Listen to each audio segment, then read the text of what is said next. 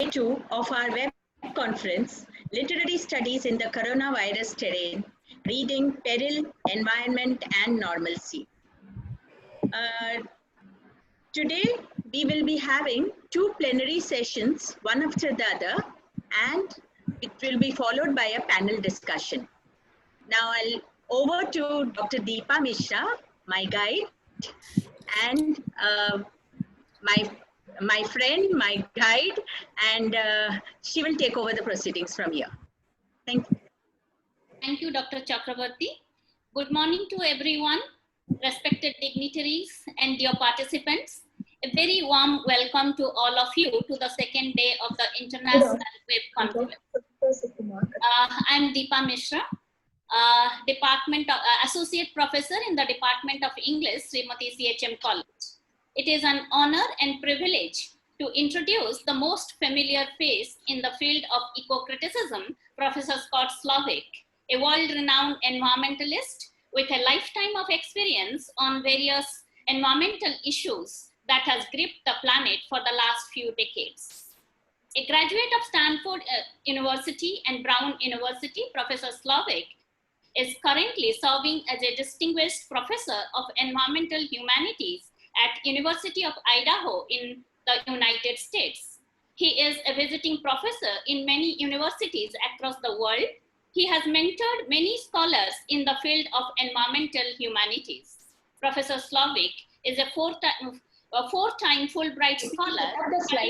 Put up the slide. Germany, Japan, and China, and with an upcoming Fulbright in Turkey. He has many pioneering initiatives to his credit in the area of literature and environment. To name a few, Professor Scott Slovic was the founding president of the Association for the Study of Literature and Environment, also known as ASLE, from 1992 to 1995.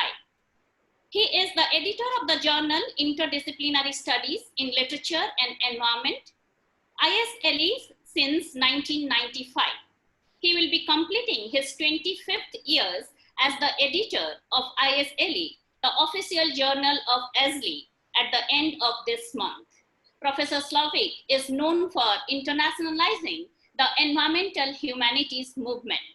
He is he is in the editorial board of many scholarly journals of international repute.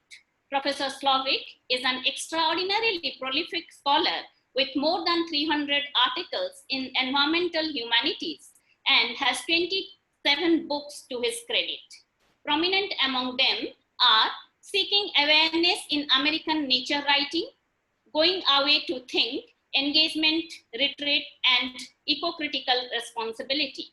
Going Away to Think is a very interesting book where Professor Slovic refers to the concept of anticipated nostalgia, a sense of nostalgia or regret for something that we have not yet lost. He argues that the prompting of nostalgia for phenomena we might lose in the future if we do not take the warning in cautionary environmental literature seriously. He co-edited the Routledge Handbook of Eco-Criticism and Environmental Communication with Swarnalata Rangarajan and Vidya Sarveshwaran in 2019. He currently co-edits the book series Routledge Studies in World Literature and the Environment and Routledge Environmental Humanities. His forthcoming co-edited books include Reading Cats and Dogs, Companion Animals in World Literature, Nature and Literary Studies, Cambridge Critical Concepts, the Bloomsbury Handbook of Medical Environmental Humanities. Much of his current research and teaching focuses on critical data studies, which means how information is collected, communicated, and received in the context of humanitarian and environmental crisis. He frequently publishes his work on the website www.arithmeticofcompassion.org.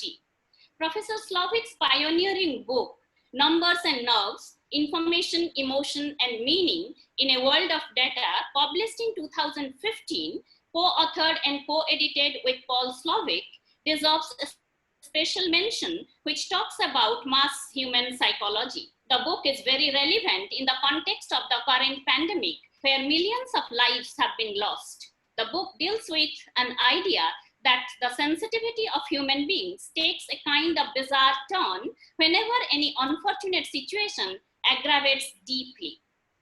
It focuses on the fact that sensitivity, mindshare, and the seriousness with which we respond to a single death or a few deaths in any human crisis gets significantly diluted as the number of deaths increases.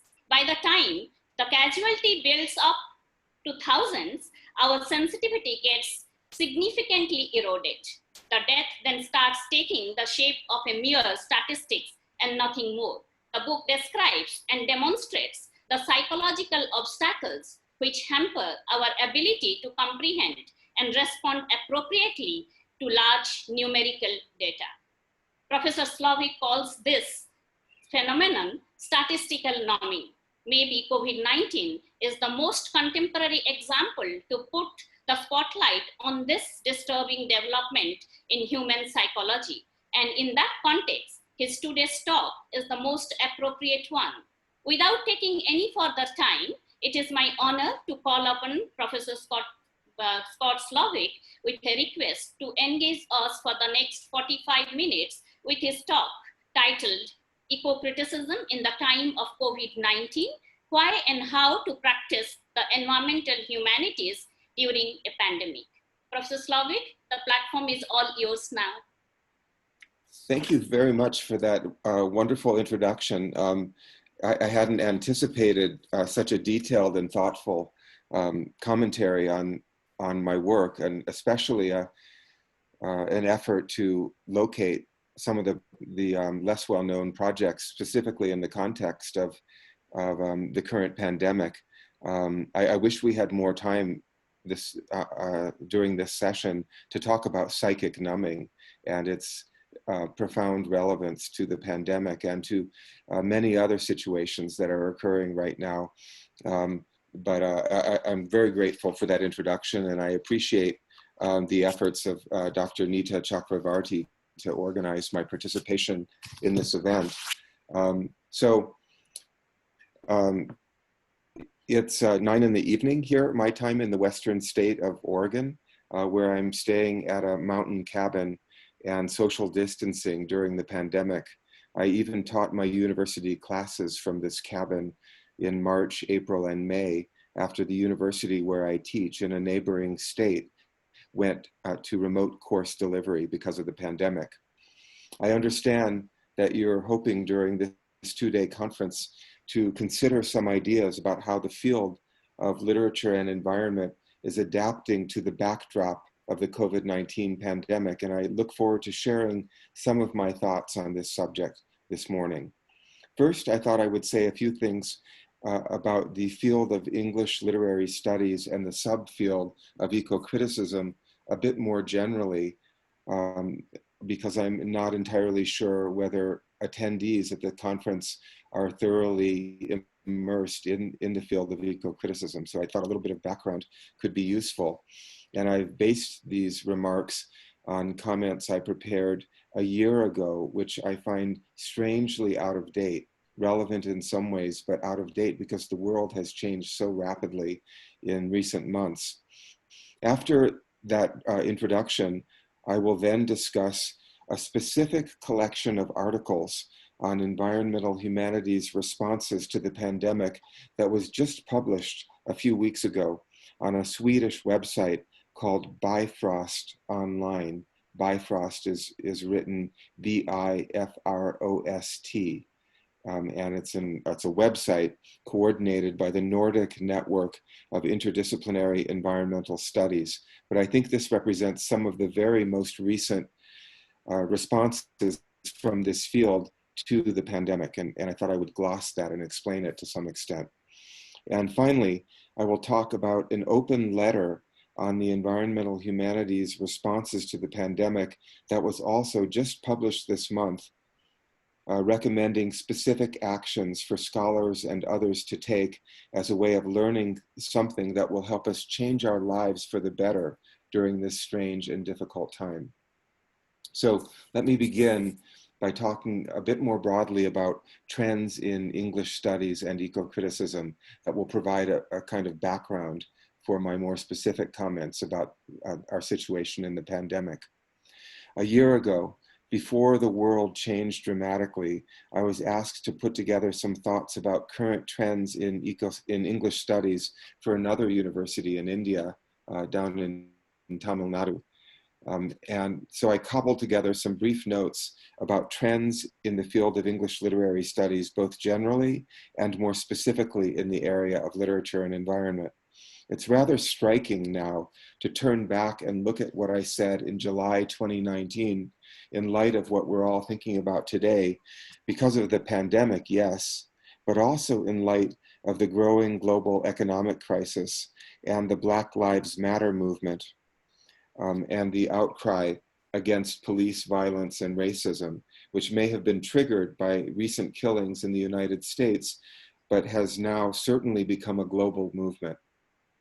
The world has changed, and the question is not only whether we can be resilient and persevere with business and life as usual during and after the pandemic and the other crises ease, but whether we can change ourselves and our societies to be different and perhaps better than we were before. In a little while, when I talk about new interventions in the environmental humanities, I'll be particularly focusing on this question: can we change meaningfully in response to what is happening in the world right now? To back up many years though, let me note that I was trained as a scholar of English and American literature in the 1970s and 80s. I learned how to read texts, poetry, novels, essays, plays, as cleverly as I could, and to write about these works as clearly and eloquently as possible. The idea was to produce articles and books for scholarly audiences. I was encouraged to follow the examples of my professors and communicate with a relatively small community of academic specialists. However, in some ways, the field of English studies has changed tremendously during the past 40 years. I never could have predicted some of these changes. Let me try to tell you a little bit about them.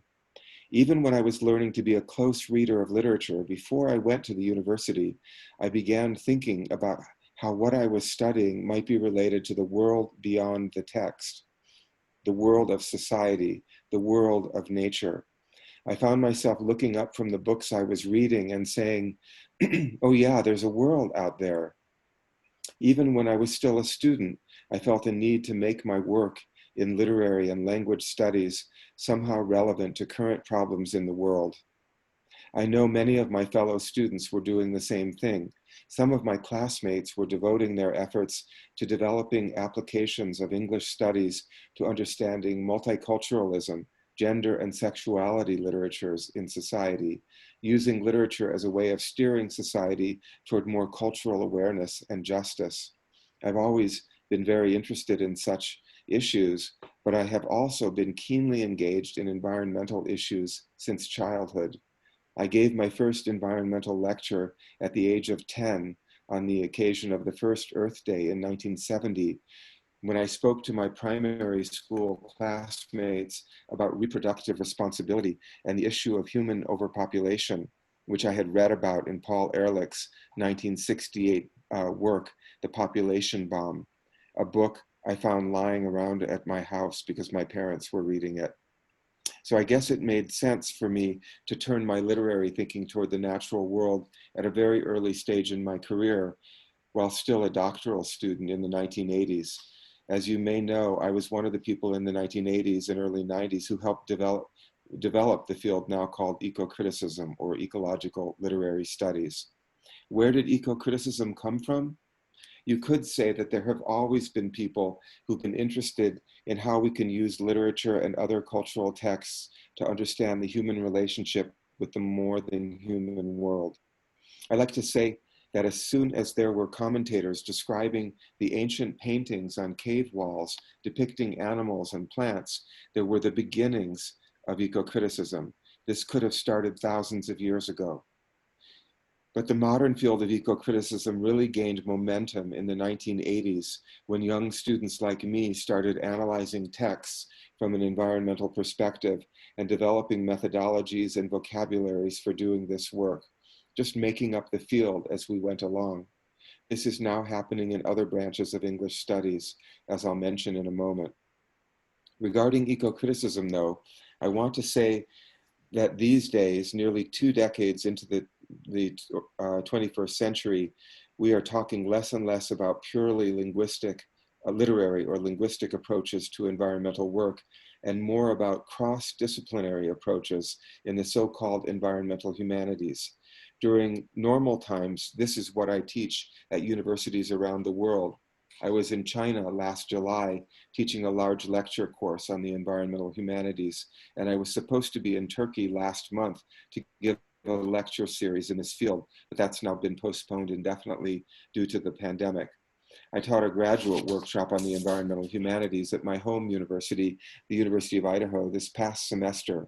But in the middle of the semester, all of our teaching went online. So I finished the last 2 months of the class teaching twice a week through Zoom. And I thought the transition to online teaching was quite smooth, actually. The environmental humanities is a meta-discipline, a combination of ecology, history, philosophy, religious studies, cultural theory, geography, psychology, and a smattering of other fields, including English studies and comparative literature. Also film studies and visual studies, anthropology too. Quite some time ago, scholars began to realize that if we want our work in the humanities and other fields to enable us to engage with the world's complex problems, ranging from poverty and disease to food security, and lately such crises as climate change and mass extinction, we cannot cordon off our thinking in narrow academic disciplines. We need to work together with colleagues who've been trained in other fields, and we need to constantly expand our own expertise, learning new vocabularies and new ways of understanding problems, new methodologies. So while people like me were trained in English studies, we no longer practice what we were trained to do exactly. We have continued growing and changing as thinkers. I believe this is what many of the students I work with these days want to do.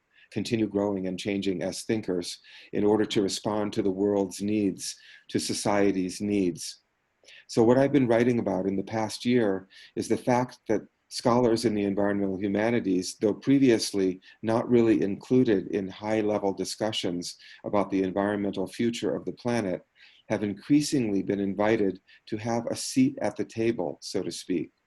In the past, it was assumed that only thinkers from such fields as ecology, economics, law, and politics had anything serious to say about the environment. But now we realize that psychology and cultural studies have ways of understanding why and how humans think and behave as they do, and that the environmental crises we face in the world are actually human problems, not merely geophysical problems. Humanists and social scientists are now considered to be essential participants in high-level meetings on environmental issues in government and in academia. During the past year, I've been thinking about how the field of eco-criticism, the language-oriented branch of the environmental humanities in which I primarily work, is now engaged in a fifth wave, a relatively new phase that focuses on how the human mind produces and receives environmental information, how we communicate such information, and on the training of members of the broader public, not only academics and scientists, but government and corporate officials and lay people, to engage in discussions of serious problems like climate change. Part of this fifth wave of eco-criticism involves scholars like me no longer writing only for specialized academic publications, but instead devoting some of our energy to writing for mass media, newspapers, websites, social media. Often I find myself going to public meetings to speak about how we perceive biospheric changes or how we fail to perceive and think about such changes. This is what we heard about a little bit in the introduction from Deepa Mishra, this notion of psychic numbing, our inability to perceive what's happening and to process information. Often we fail more frequently than we succeed in perceiving what's going on in the world. And I also conduct workshops for citizens in various parts of the world, training them to observe the natural world and to communicate their ideas to other members of their communities. This is part of a new movement called Academics Going Public, which is the title of a 2016 book edited by Mary Beth Gassman from the University of Pennsylvania's Annenberg School of Communication. Again, the title is Academics Going Public. In April of this year, I taught a webinar for a group of European graduate students hosted by the European Association for the Study of Literature, Culture, and Environment, also known as EASLC, training these students to write op-eds for websites, connecting their technical research with current issues in the world. The Bifrost articles on environmental humanities and the pandemic, which I'll talk about in a few minutes, could be considered an example of scholars in this field responding to the current state of the world by writing non-technical essays on short notice for general audiences. Another very new aspect of the environmental literary studies that I'm involved with is something we're calling empirical eco-criticism. This ties in with what I said about learning new methodologies to help us understand real-world problems and to deepen our understanding of literature. Empirical eco-criticism involves using techniques from the social sciences, like designing experiments to test how readers process information, stories, and images from literary works and other kinds of texts, rather than simply guessing about the effects of texts on audiences or basing our assumptions on our own personal responses. I'm currently developing studies related to famous environmental literary works such as Aldo Leopold's essay, Thinking Like a Mountain, aiming specifically to study the impacts of singular stories or individualized narratives on readers, in contrast to more abstract or large-scale statements of ecological information. I hope to demonstrate the power of this psychological concept of the singularity effect, the special potency of small-scale individualized stories in guiding people to care about various phenomena. Next week, I will finish, actually not only complete my 25th year, but finish my term as editor-in-chief of ISLE Interdisciplinary Studies in Literature and Environment, which I've been doing for 25 years. And in this final issue, we will publish a special cluster of articles devoted to explaining and demonstrating empirical eco-criticism. And earlier today, I agreed to join a group of scholars from various European countries who are applying for a grant to support research on literature and the pandemic. And I propose to do some new empirical research on how readers respond to different forms of pandemic discourse, some of it story-based and other examples more abstract and quantitative, as a way of testing the impacts of various approaches to communicating pandemic information. I wanted to say a few things about some other branches of English studies that I see developing, especially among my colleagues. For instance, I see quite a few scholars these days interested in the digital humanities. This can mean a number of different things, but I do have one colleague in my department at the University of Idaho who's a specialist in the writings of American poet Walt Whitman, and he uses digital techniques to search large databases of 19th century writings, including newspapers, to try to detect lost or forgotten writings by authors such as Whitman. In fact, this young scholar, whose name is Zachary Turpin, actually discovered a lost novella by Walt Whitman that was published in a New York newspaper under a pseudonym, not under Whitman's own name. And this novella was published about a year ago, republished about a year ago, with an introduction by my young colleague.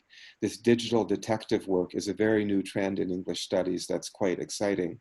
In a sense, though, I think all of us are becoming more and more involved in the digital humanities, even in the way we're publishing online, participating in conferences like this one online, and even teaching and taking classes online either through synchronous systems like Zoom or through asynchronous platforms.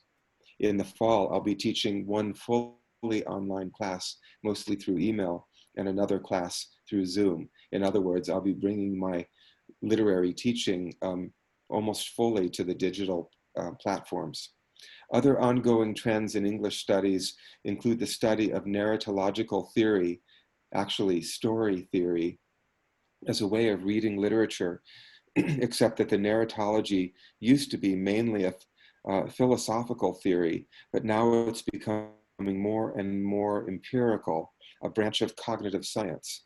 Essentially, psychological theories that have been developed empirically, such as narrative empathy, that is, how stories make us care about characters in literature and sometimes help us to feel empathy for actual people and other phenomena. These theories are now being applied to the study of literary narratives. My colleague Erin James at the University of Idaho is a well-known eco-narratologist who published the book, The Story World Accord, Eco-Narratology and Post-Colonial Narratives a few years ago. A related trend is the study of emotion and affect in the context of literature. Another colleague of mine, Jen Ladino, published a book last year titled Memorials Matter: Emotion, Environment, and Public Memory at American Historical Sites. This doesn't really sound like a book by a literary critic, does it? It's a study of how national monuments affect visitors emotionally and how the texts written about such monuments operate on an affective or emotional level. This is an example of how literary critics have increasingly expanded their focus beyond traditional literary analysis. And now I'd like to move into another phase of my presentation and offer you my particular contribution to that I made to a conference in early May hosted by Oro University in Gujarat on imagining a post-COVID world, which I later revised and contributed to the special group of articles on environmental humanities responses to the pandemic that I mentioned earlier from the website Bifrost. Here's what I wrote. And this is titled COVID World, COVID Mind. I may have to abbreviate it a little bit because I'm keeping an eye on the clock and don't want to take too much time.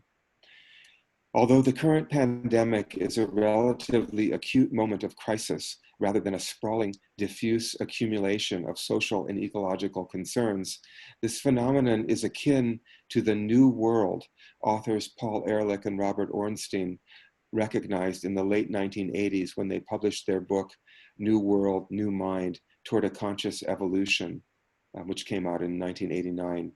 These writers, one a population biologist, the other a psychologist, felt that the modern world had come to pose existential challenges to the human species, from the proliferation of handguns among ordinary citizens in countries like the United States to the nuclear arms race.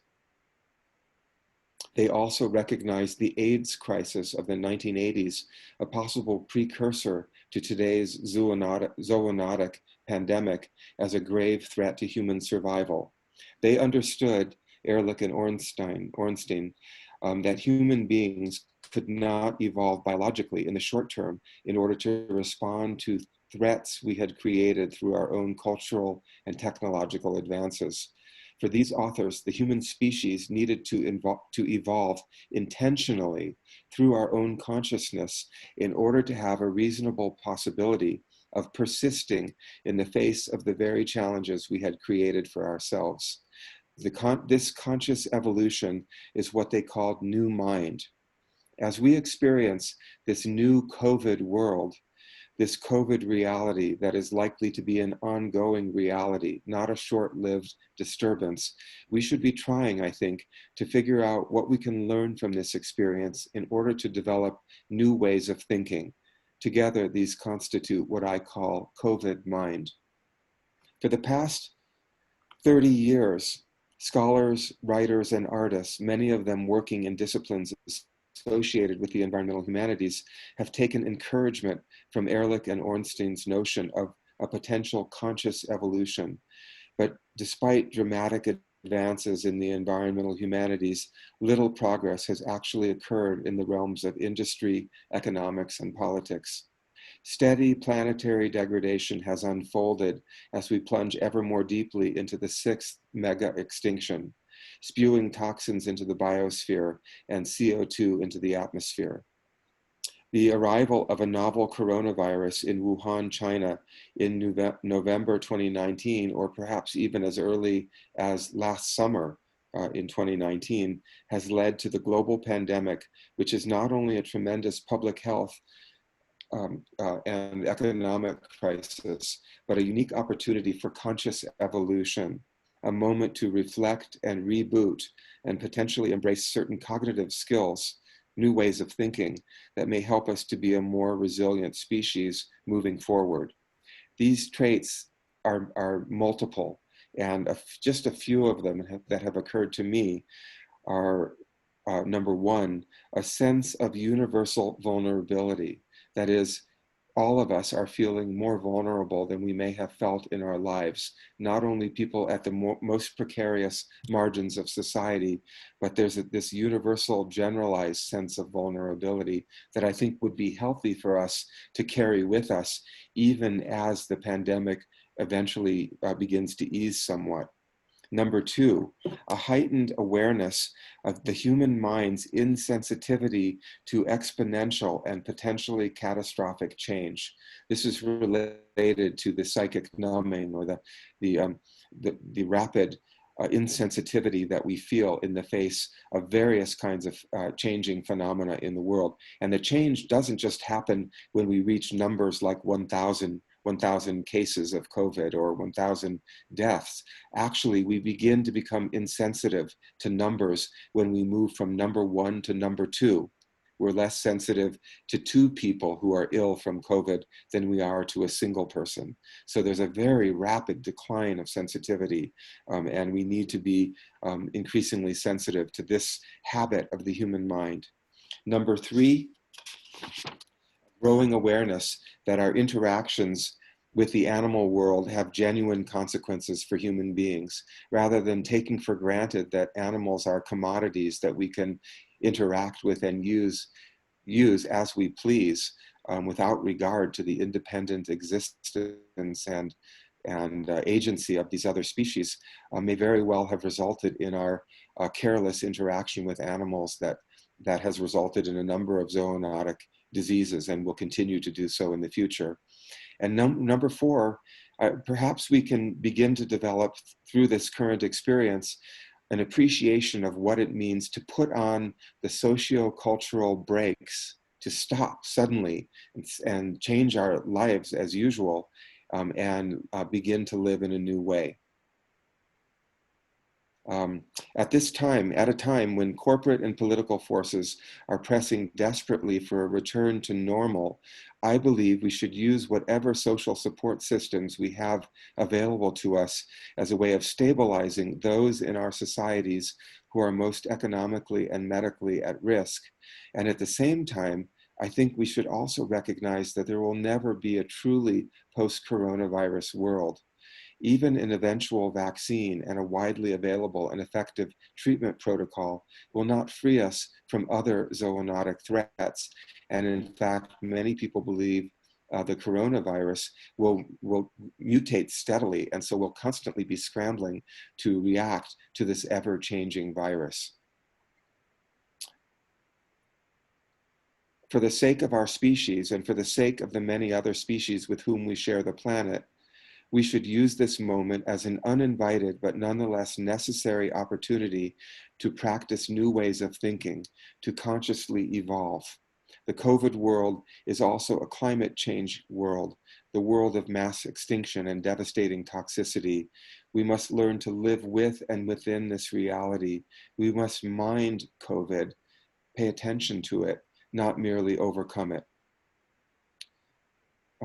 I think I'm going to skip through several paragraphs of my own particular statement about, and I have a number of detailed paragraphs about what COVID mind is and special types of thinking that I think we need to overcome in order to be better positioned to succeed in the era of the pandemic and as we move beyond this pandemic.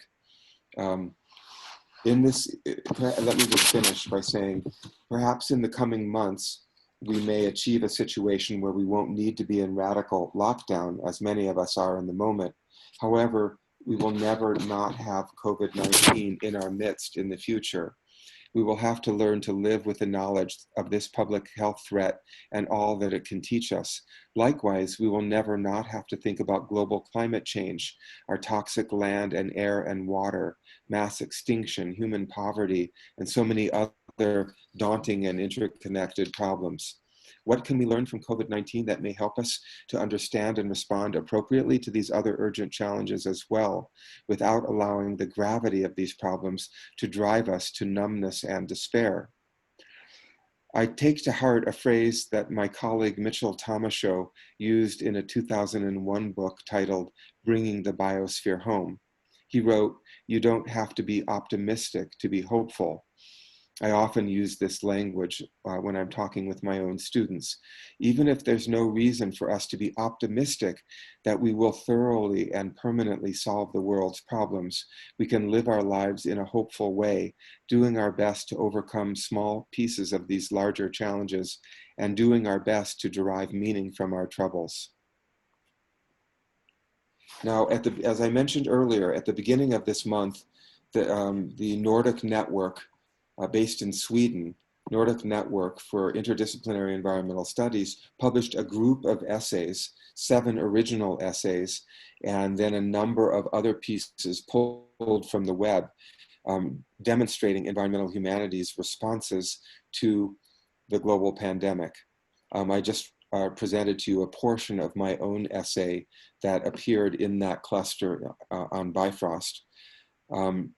And in addition to the 10 other pieces shared from the internet, there was a special letter originally drafted by ecofeminist scholar Greta Gard called Environmental Humanities Response to COVID-19. To my knowledge, this group of writings, which you can read by going to bifrostonline.org, is the main example so far of how environmental humanities scholars are thinking about the current pandemic.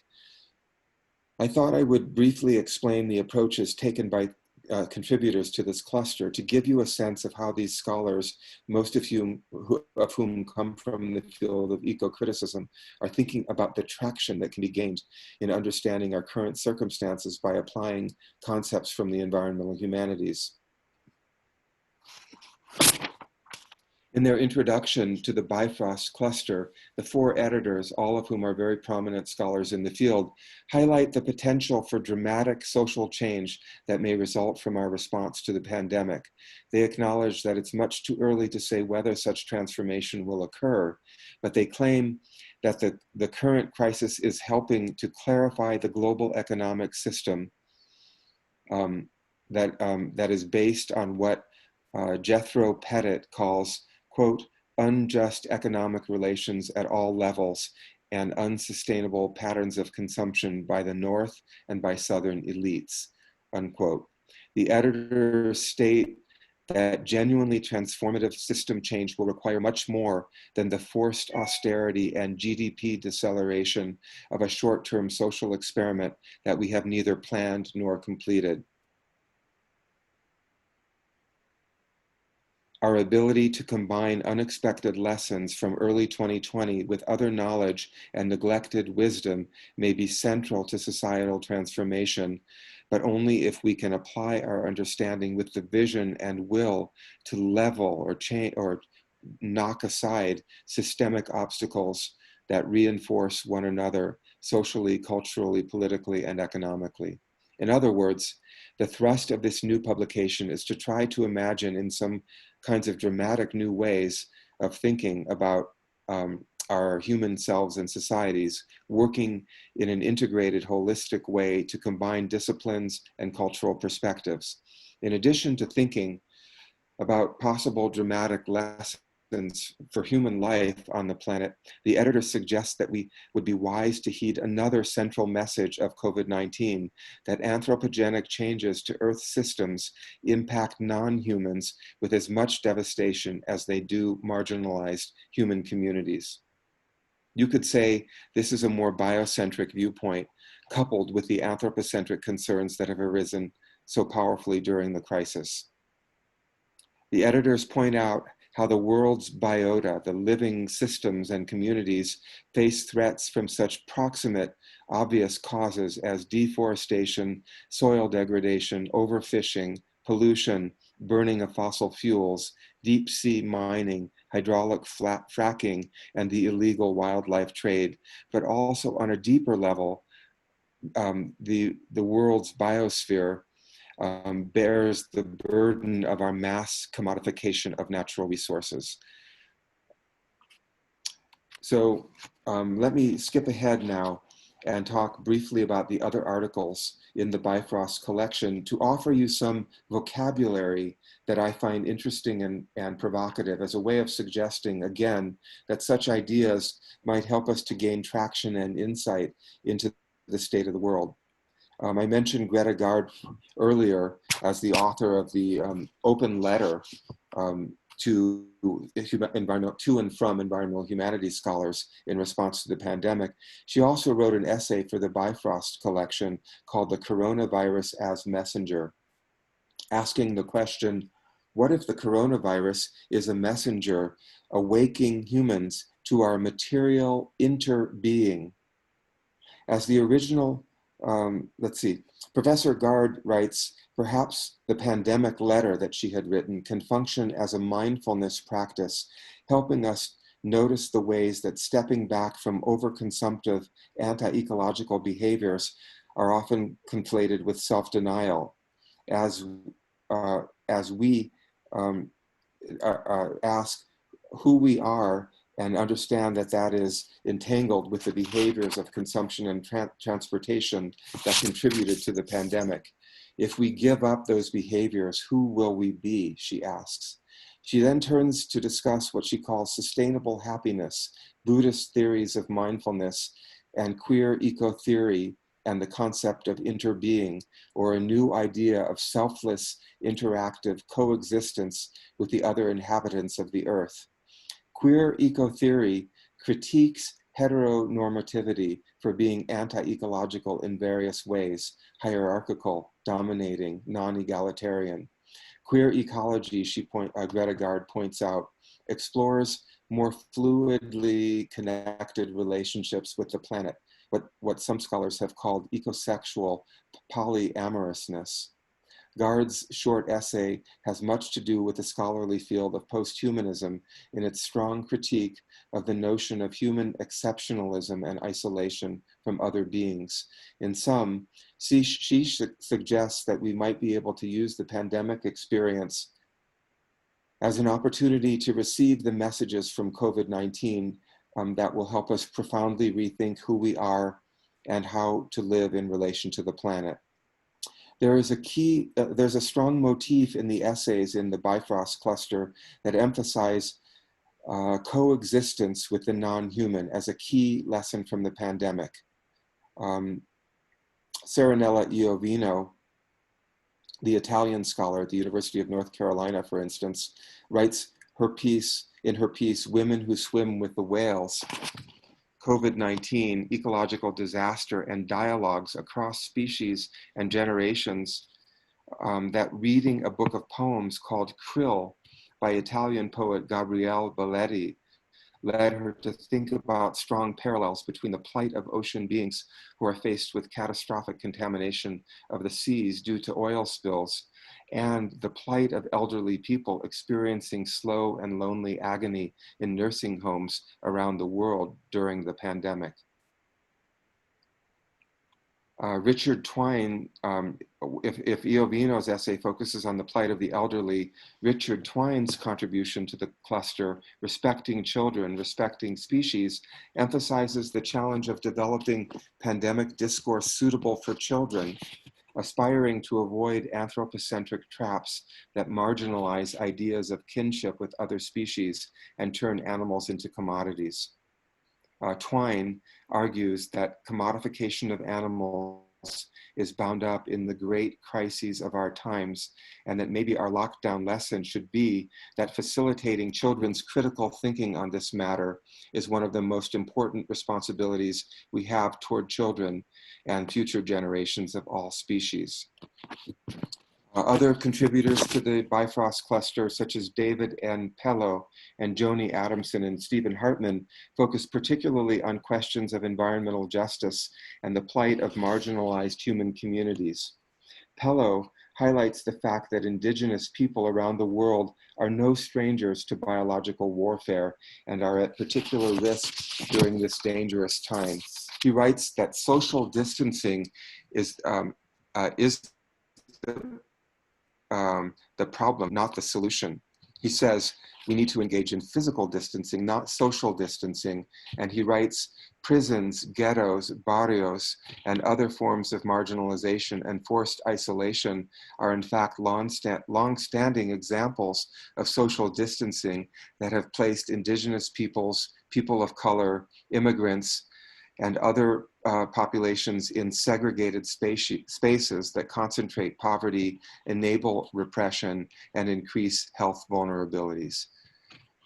And then finally, I'm looking at the time and I want to leave a little bit of time for comments and questions. I'm going to skip ahead through my remaining commentary on the articles in that special cluster, which is freely available on the Bifrost website, and jump ahead to the letter, the open letter drafted by Greta Gard and then signed by 40 other environmental humanities colleagues, including me. And this is also available for reading on the website bifrost.org, bifrostonline.org.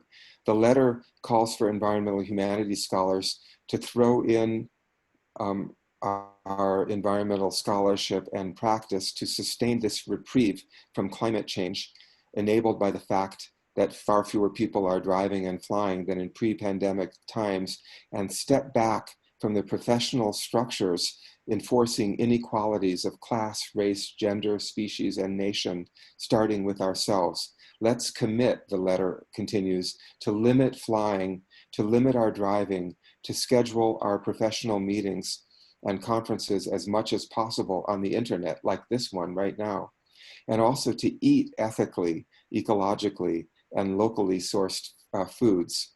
To me, the most poignant paragraphs in the open letter, and I'm almost finished with my talk now, the most poignant paragraphs are where the letter says, limit your flying to conferences.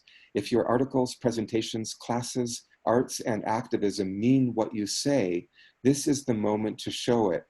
The enforced constraints of the present COVID-19 pandemic have revealed to us just how much we can still accomplish without elective or optional travel for physical meetings. And then she writes, Greta Gard, in drafting this, review your diet. The lives and deaths of most food animals in industrialized nations are instrumentalized for human carnivory, variously brutal in their confinements and slaughter. The finger points back at us if we fund these diets. There are more ecological choices. This letter, as I said, which as I said is included in the Bifrost cluster and will appear in other publications as well, is a powerful example of environmental humanities scholars stepping outside of their usual scholarly voices to urge specific behavioral changes that we and our colleagues have the power to enact in our own lives. The letter also uses the moral authority of a large group of scholars in the field from various countries and at various levels in the field, from students to senior professors, to urge the international community to consider making adjustments in our collective ways of living and doing our work in order to learn from the pandemic and try to make the world a better, more sustainable place. I hope my comments this morning have been interesting and relevant to the larger focus of this online conference. By joining today's conference on Zoom, you too are participating in this new wave of light footprint, ecologically and pandemically sensible professional work. Thanks for your attention, and I'd be glad to respond to any questions we have time for. Thanks again. Professor Slavik, thank you very much for a very satisfying and insightful lecture.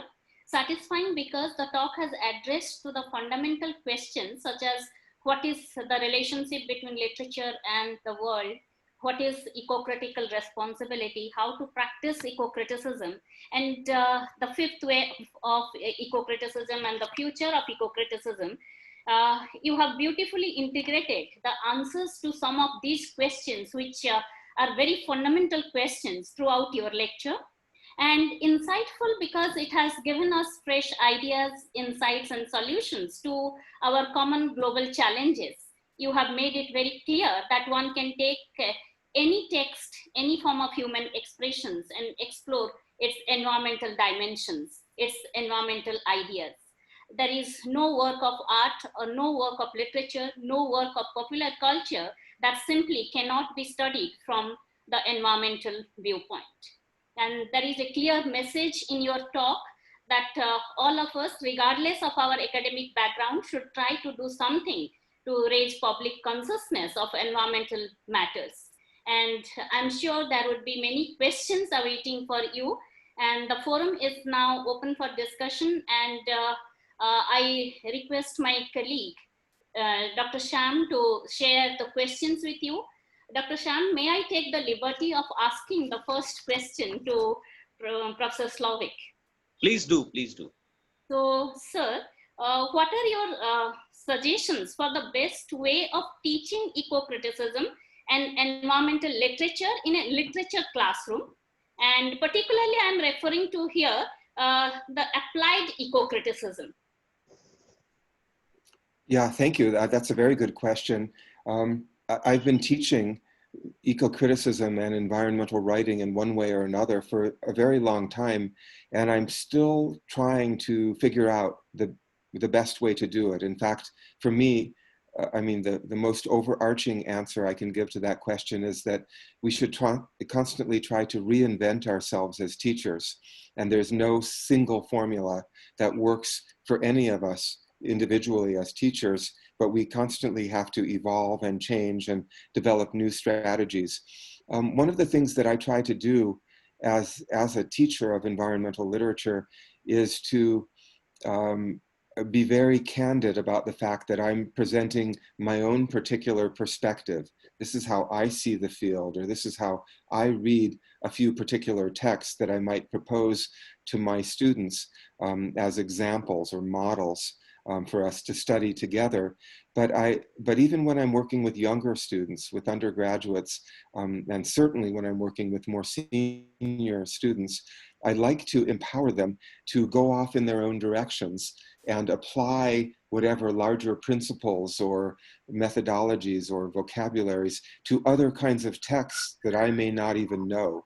So typically, when I'm teaching, I urge my students to write many of their papers not about the common material that we're working on together, but to find their own texts that are especially pertinent to their particular situations in the world and what they care about. What are some examples? For instance, in my recent environmental humanities seminar, I had 11 graduate students, Master of Fine Arts students in creative writing or master students in literature. One of them came from a particular region in North Idaho where there's a lot of mining going on and very destructive, damaging impacts on the environment caused by the mining. So he applied some theories from environmental humanities like transcorporeality and slow violence and studied a local mine. He actually read the mine as a text and analyzed its history in a textual way. But then he also studied a Chinese documentary film called Behemoth, which is about mining in Inner Mongolia. And he developed a kind of a technique of using the Chinese film about mining in Mongolia as a text to explain a mining operation in the state of Idaho in the United States. So he essentially transferred some of the concepts and concerns from a Chinese text to a North American physical context. That I knew nothing, very little about the film and nothing about this mine before my student wrote about it. And so my job as a teacher was to spend a few months earlier in the class laying out various principles and creating a kind of ethos in the classroom of exploration and student empowerment, and then to set the students free to move off in various diverse directions, find their own texts and their own theoretical structures that would be appropriate, and then to work with them individually to develop the strength of their arguments in their papers. So I could speak for a very long time about pedagogy because I think about it a lot. And all I can say is I'm constantly experimenting, trying to reinvent myself as a teacher, and that my most fundamental goal is to excite and empower my students and to make them feel as if they own the subject. It's not my subject with them simply borrowing it or eavesdropping. Actually, I want them to own the subject and make it their own and invest their own creativity in the material. Thank you very much, Professor Slavik, for the answers which you have given to it. Is a really a good learning experience for all of us. And we can listen to you for hours together because there is so much to learn. I was very much interested in knowing something more about your testimonial writing workshop. So that sometime in future, we will definitely interact on some different platform maybe. So now I request Dr. Sham to share the questions from the chat, both from the YouTube and Zoom chat platform. Yeah. Over to you. Thank you, Dr. Thank you, Dr. Deepa. There's one question from Meera Kasiraman. She's asking if Dr. Scott could interpret people's response to regular news pieces on crimes like murders and rapes in the light of psychic numbing, wherein the frequency of violent acts makes us insensitive. Yeah, absolutely.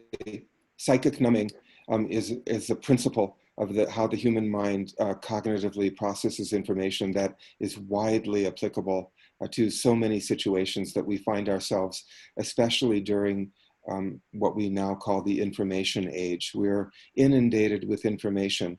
The term psychic numbing was originally developed by the psychologist Robert J. Lifton, who studied survivors of the Hiroshima bombing at the end of World War II in Japan. And he found that the survivors of that terrible event, they used psychic numbing. They didn't consciously use it. It automatically happened in their minds to enable them to survive an enormous and devastating event. It's an evolutionary adaptation in human cognition, psychic numbing, that enables us to numb ourselves or turn off our sensitivity to things that we might find overwhelming that would prevent us from functioning and living. However, in the information age, we are so inundated with large amounts of data about a variety of subjects, certainly information about disturbing, frightening events such as murders and attacks of various kinds, that it's easy for us to click into this numbing state where we try not to pay attention. Otherwise, we would be afraid to leave our homes. We would be so panicked about how dangerous the world is. So psychic numbing, it serves a survival function for us in this information age. The problem is that when we turn off our sensitivity to information about the state of the world, about street violence, domestic violence, various kinds of geopolitical threats, and certainly ecological destruction and danger, when we turn our sensitivity off, then we fail to be engaged effectively on a political level.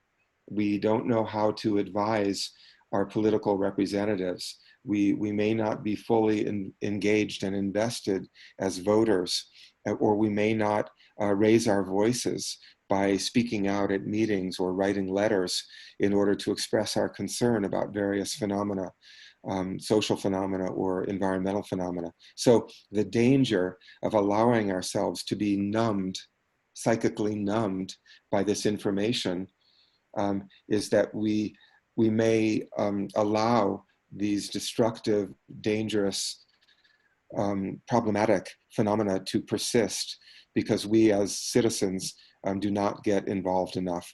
Again, I realize this is different from society to society, but I think in some ways India and the United States may be similar in that we're democratic societies and we do have various channels of communication where even if we're ordinary citizens, as long as we have certain powers of communication, we have access to our representatives and we can communicate our distress and concern if we're sensitive to the problems of our societies.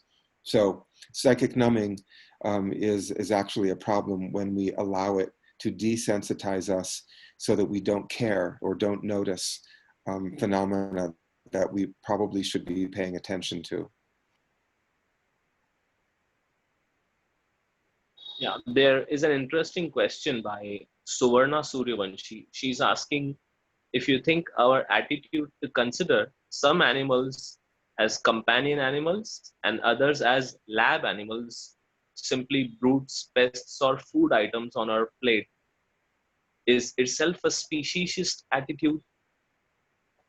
Is what a speciesist attitude? Considering some animals as companion animals and the others as lab animals, brutes, pests, and simply food items. Is that a speciesist attitude? Okay, very interesting question. Well, obviously we're creating a hierarchy, aren't we? When we rank individual animals or entire species according to how we care for them and whether we treat some of them as mere brutish commodities and others as quasi-human beings, or, as kin, some would say.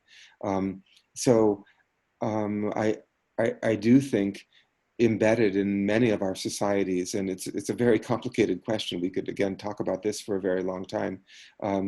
Are lots of inconsistencies, maybe even hypocrisies in the way we cater fondly to certain non-human animals and so terribly abuse or neglect other animals. As I listen to your question, I think about the fact that, well, again, I don't want to detour too long and go into this too long, but I spend much of my time these days with a German Shepherd dog who's lived with my wife and me for 10 years. She's very much a member of the family. She does everything with us. And I study her and write about my German Shepherd dog. And I consider her a kind of mentor. She's named after one of my professors. And I write about her as a guide for me to pay attention to the world. I watch her frequently and take notes.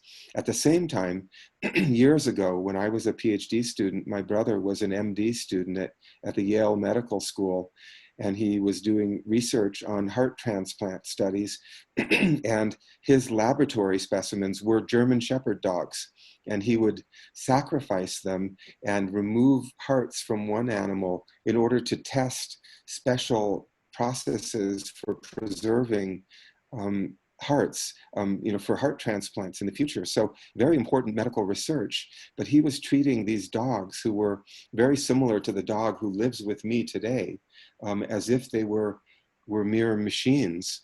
And so, tremendous inconsistency in the way, those dogs were treated and the way my dog is treated right now. So I don't know if it's speciesist per se, although I'd have to contemplate that further.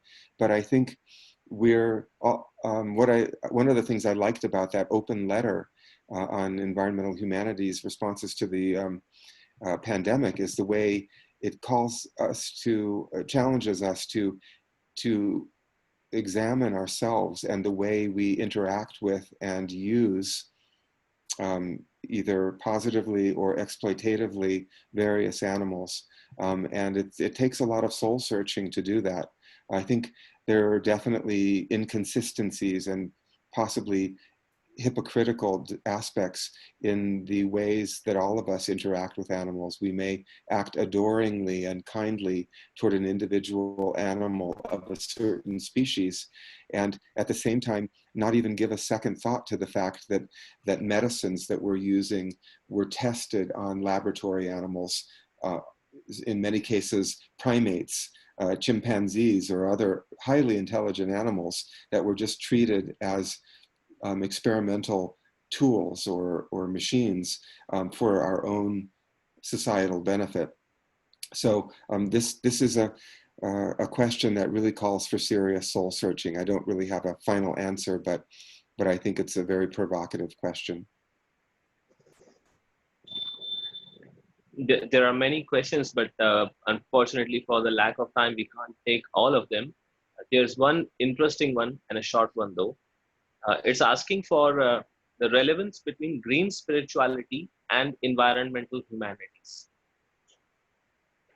I would say green spirituality is one dimension of the environmental humanities. And that in fact, even when I study literature and it makes me ask fundamental questions about who I am and what my relationship is to the planet, to me, that's a spiritual question. And it may be that a work of poetry raises that question or a kind of philosophical idea in me and causes me to contemplate that question. So I think for me, the study of environmental literature often guides me toward spiritual reflection. Other people, simply interact directly with the world, the natural world, with the social world, and in doing so, they find themselves consciously or unconsciously exploring questions of relationship, which are questions of spirituality. I know that not all spirituality is associated with formal religion, but religion, comes from the root legio in Italian, which means to connect. So to me, spirituality and religion are all about understanding relationships and interconnections. My particular way of trying to contemplate these kinds of questions is by exploring them through literature and then reflecting back on my own life and my place in the world. I want to say, if people didn't have a chance for me to answer their questions, they're very welcome to reach out to me by email and just send their question, write down their questions and send them to me that way. And I'll do my best to provide a quick question. I apologize for being long-winded and rambling on too long during the lecture and during these responses to some initial questions, but I appreciate the questions and would be happy to receive them through email, including the question about personal testimony workshops and what goes into writing a good op-ed piece and how to go about doing that. So again, thank you very much for all of your attention and for these really interesting questions. Yeah, over to you, Dr. Deepa. Thank you, Dr. Scott-Slovich. Thank you. Now I request Sunita Chakravarti to take over. Dr. Nita Chakravarti.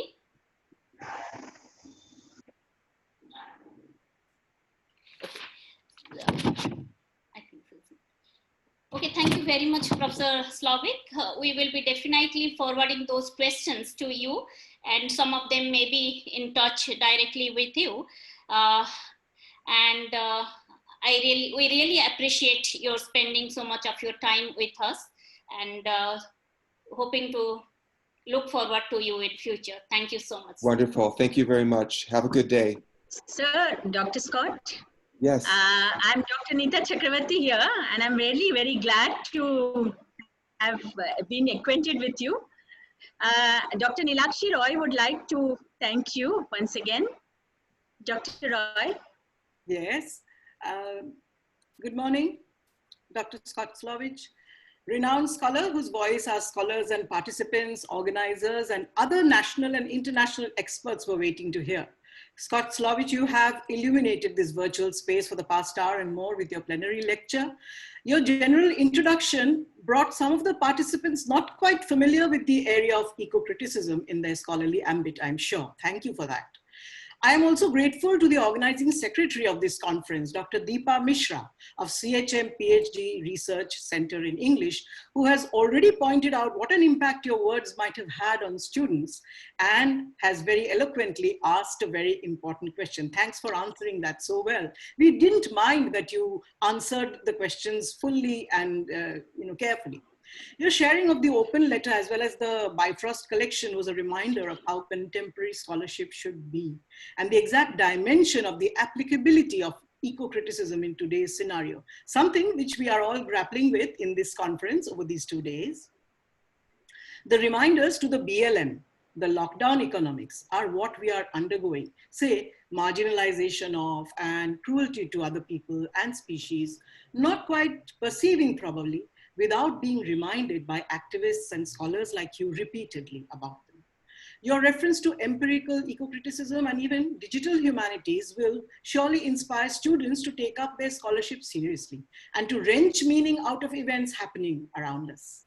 Thank you, Dr. Scott Slovich, again for this stimulating and somewhat sobering plenary lecture. You know, we are now overcome with this idea that we should indeed take our responsibilities seriously, especially in these trying times, however hard it is. Thank you so much. My pleasure. Thank you very much for those comments. I now call upon Dr. Shyam Choitani, Assistant Professor KET's VG Vazay College, to introduce our second resource person in this session, Dr. Prantik Banerjee. Dr. Shyam, please. Yeah, I'm here. It is indeed a pleasure. It's indeed an honor also to be given this responsibility to introduce a luminary called Dr. Prantik Banerjee. Dr. Prantik Banerjee is Associate Professor, Department of English and former IQAC coordinator at Hislop College, Nagpur. And his areas of interest are cultural studies, film theory, post-colonial studies, trauma theory, and disability studies. He is also interested in higher education policies and quality assurance frameworks. He has been a keynote speaker and resource person at several international and national conferences. He delivered the annual endowment lecture in Loyola College, Chennai, Jyoti Nivas College, Bengaluru, and was invited as a speaker by the Royal Bhutan University. His publications include one book, several book chapters, besides research papers in reputed journals. He is a published poet and a short story writer. His poems were featured in Sahitya Akademi's Indian Literature, PEN, Brown Critique, Kavya Bharati, Journal of Poetry Society of India, Little Magazine. He was featured as Poet of the Fortnight in Femina by Kamala Das. The Indian Express Nagpur edition ran a weekly column of his articles. He is a member of the Board of Studies, RTM Nagpur University, and a PhD supervisor. He was invited as an expert on the drafting committee of NCCI's higher education policy. He also presented the triennial conference statement of AIACHE at Christ University, Bengaluru. He has served as NAC expert and RUSA trainer and conducted many training programs for colleges and universities in India. He was also involved in the draft revision of the Kakodkar Committee report. He is a certified HRD trainer from TCS Bengaluru and has conducted several teacher and corporate training programs. Over to you, Dr. Prantik Banerjee.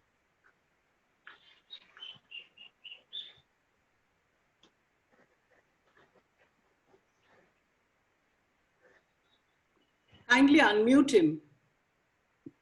EP, kindly unmute him. He is unmuted, I believe. Am I audible now? Yes, sir. Right. Yes, sir. Yeah. Um, First of all, thanks, Sham, Dr. Sham, first of all, and I think this is, this is the first time that we are interacting after you've got the degree of PhD. So congratulations on this forum. Thank you for that, sir. It's almost, yeah, the one thing that immediately strikes me is that it's, it's a very surreal feeling to to compare what we are doing today and probably what we did last year. I think when we were together, including Dr. Dinesh Nair and you and I, we were together in a conference, and so it's almost surreal. It's a surreal feeling to be together on a virtual platform. But then I guess this has become the new normal. Uh, Thank you. First of all, let me thank the colleges and the principals of colleges of Waze College and Chunjunwala College and CHM College for having me over as to share my observations on what has been interestingly titled as the conference theme as literary studies in the corona virus terrain. I'm particularly grateful to the convener, Dr. Neeta Chakravarti, whom I've spoken a couple of times over the phone, and it is she who has been mailing me and corresponding with me. Of course, now my long-standing friend who was also my PhD examiner, Dr. Dinesh Nair. I can see you. Hello, good morning, sir. And so it's great to be together here once again and to be sharing some of our ideas and on the coronavirus terrain. From yesterday's pretty vast and all-encompassing talk that Dr. Dinesh Nair gave, I think I'm going to take it at a slightly micro level.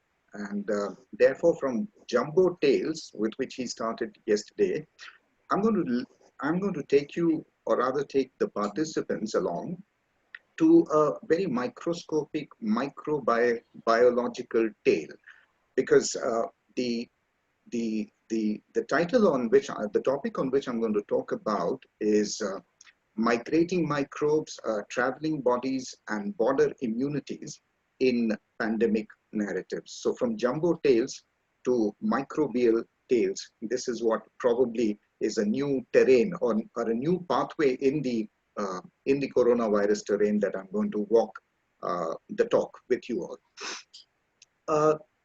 Truly the ongoing COVID pandemic crisis has made the time out of joint. I mean, it is already causing a paradigm shift in the way we think of literature, the way we think of culture, the way we are thinking and experiencing life itself. The COVID-19 crisis is already being called as the defining moment of the millennium by literary and cultural theorists like Judith Butler and Slavoj Zizek.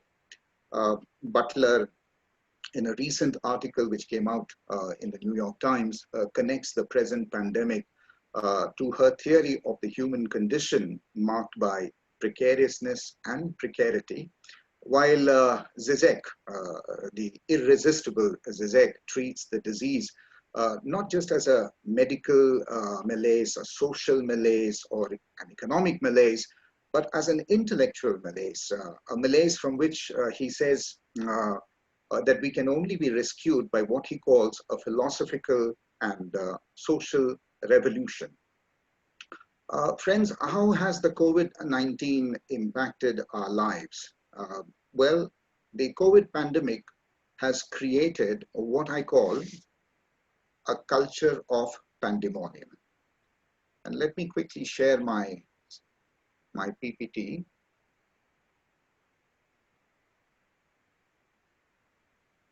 Just a minute.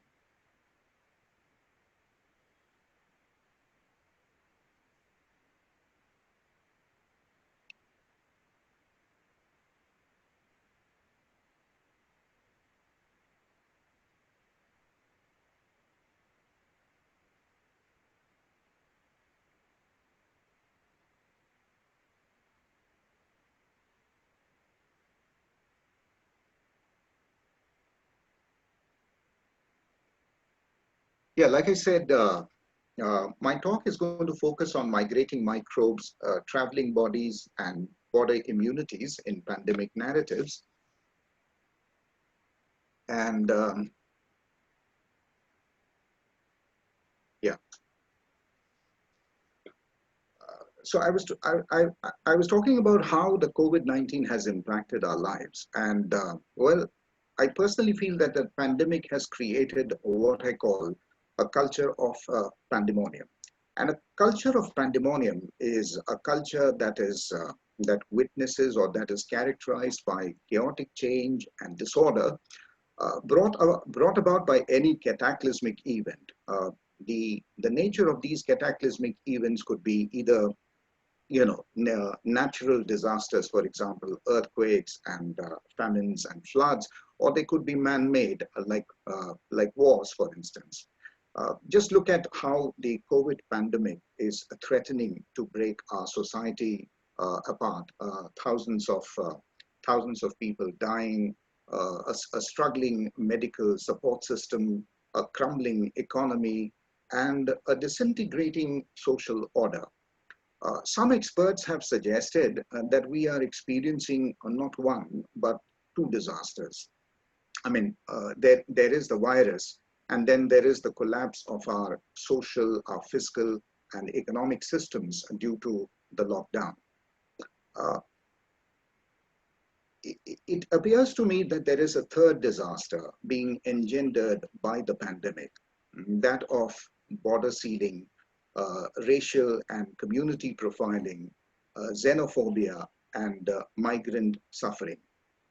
In fact, most commentators have been speaking about the global disaster as a worldwide medical crisis, a health emergency, or a pandemic catastrophe, one that is threatening to decimate people, bankrupt economies, and dehumanize lives. True as this may be, there is more to the pandemic than meets the eye. Uh, First of all, it has made us acutely aware of how biopolitical borders, border securities and border tightenings and border surveillance, sanitation regimes and quarantine measures are actually enmeshed both in the pathways of the disease as well as in the roots of globalization. Uh, uh, there is a kind of an interesting interface that I read in the COVID crisis, the ongoing COVID crisis, between the overlap of the pathways of the disease with the roots of globalization. The second interesting trend that I, see in the COVID, from the COVID crisis is that, of course, I mean, the contagion has medical origins, but it clearly has unleashed a set of disturbing social tendencies, racial and communal profiling of patients, new geographies of disease with hotspots and color-coded zones, and a general social panic surrounding immigrants or migrants as carriers of the disease. Uh, in my talk today, I will explore how popular culture, and specifically Hollywood films and best-selling novels, not only express our cultural obsession with contagious diseases, but also express our fears and anxieties of a contagion. Uh, while infectious diseases have been around us since the very beginning of the Anthropocene age, their dramatization in popular pandemic narratives seem to contribute to an ecology of fear. By ecology of fear, I mean, I refer to the extent to which global outbreaks of contagious diseases have instilled fear within communities and caused behavioral cascades in social relations. Uh, Sometime in April, while we have been in lockdown, and I've been following a lot of writers that we love to follow and love to read, there was this very interesting article that came out in an e-magazine by Arundhati Roy, titled "The Pandemic is a Portal." And she talks about, there's this interesting passage which I related to the ecology of fear that I mentioned, how the pandemic, for example, is creating an environment of general paranoia and terror. And she writes in this essay titled "The Pandemic is a Portal," she says, who can use the term "gone viral" now without shuddering a little? Who can look at anything anymore, a door handle, a cardboard carton, and a bag of vegetables, without imagining it swarming with those unseeable, undead, unliving blobs dotted with suction pads, waiting to fasten themselves onto our lungs? Uh, well, Roy was already articulating with what many of us were physically experiencing: shut down, shut in our in our closed spaces of home, where our workplaces seem to be now a distant memory. And all of this, when I was reading this article, I was reminded of Alvin Toffler, for example, and his book published so many years back, decades back, the book called Future Shock, where Toffler was talking about how in a post-industrial society, he defined the word future shock as meaning as referring to a psychological state of fear that would be experienced not just by individuals but by society as a result of what he called post-industrial trauma. And by that he meant the causative agents of the post-industrial trauma that, according to him, would be information overload. So he talked about some of these symptoms that would manifest in post-industrial trauma, and he specifically mentioned about social disruptions, a disrupted social reality, and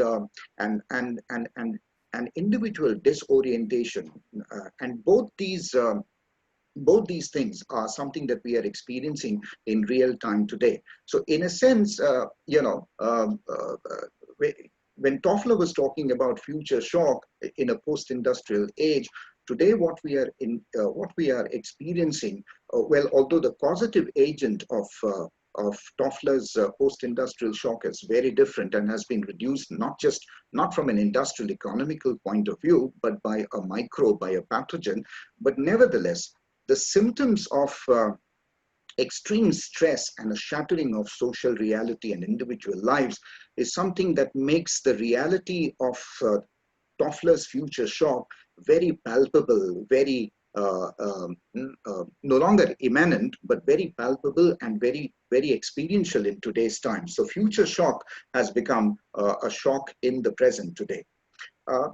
Friends, in an age of hyper-social media and the unchecked circulation of information and misinformation, popular culture has become a powerful medium of magnifying as well as allaying our fears and anxieties. I mean, the dominant discourse of popular culture seems to project the natural environment as something hostile, something inimical to life, due to, of course, due to human intervention.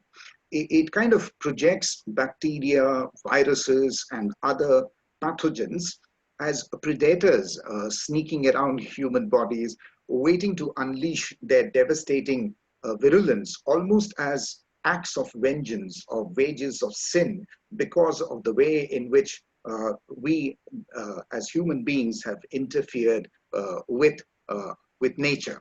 So, nature, environment, the world of microbes and the world of animals, monkeys, rats, bats, pigs, all seem to be involved in a conspiracy, sort of out there to get us. I mean, this is what I mean as a perception that comes out from popular culture. Especially, when I say popular culture, again, I'm referring to disaster movies and post-apocalyptic fiction. I mean, they seem to put forth the old Darwinian logic of natural selection and survival, wherein evolution codifies happenstance into strategy. Indeed, films and best-selling fiction, I mean, the two most popular modes of information and entertainment, seem to dramatize the Darwinian struggle between humans and microbes as a contest, often an unequal one, in which, as the Nobel laureate Joshua Lederberg says, that that humans seem to be pitted against microbial genes, that humans seem to be waging a war with microbes, and the only way, Lederberg says, that we can survive is because of our wits, mainly because of our wits. So, friends, in my talk, I wish to suggest that pandemic narratives of popular culture invite a far more complex interpretation, a far more refined interrogation than it appears at first glance. One reason I think this is so, because the fear of contagion, of social peril and panic in the narratives is often displaced onto what I call non-normative bodies and to an anthropomorphized virus. And I will develop my hypothesis. I'll develop my thesis on the basis of two premises. The first premise of my thesis is that, that films and literary texts, they do amplify fear and anxiety of the contagion to a certain extent, but they also have a prophylactic effect on us, helping us to make sense and cope with an epidemic crisis. The second premise of my talk is that pandemic narratives show or describe outbreak sites not only as breeding grounds of deadly pathogens, but as contact zones of racial, cultural, and biomedical politics. Let me now jump into the topic by introducing the most important term that anchors my talk, and that is pandemic narrative. What is a pandemic narrative? A pandemic narrative, as I see it, is a narrative that repeats particular characters, images, and storylines to produce a formulaic narrative. I mean, it follows a standard storyline. All pandemic narratives, whether in films or in best-selling novels, popular novels, and I will be mentioning and I will be giving some examples from these popular culture, basically seem to follow a standard storyline. First, a spreading virus poses a threat to a community, then it unleashes panic and disorder, and the stories often end with the triumph of humanity over the bug. So in other words, a pandemic narrative is one that maps a trajectory from social pandemonium to social equilibrium. And pandemic narratives make use of certain rhetorical strategies and formal devices over and over again, and therefore they tend to become formulaic. In fact, these tropes have been used so prolifically in popular films and fiction that they provide an easily recognizable template of narration. So yet, despite their predictability, despite the fact that we can almost anticipate and chart their pandemic stories, audiences and readers, we lap up the narratives encoded with peril, because they're encoded with a peril that is both visual and visceral.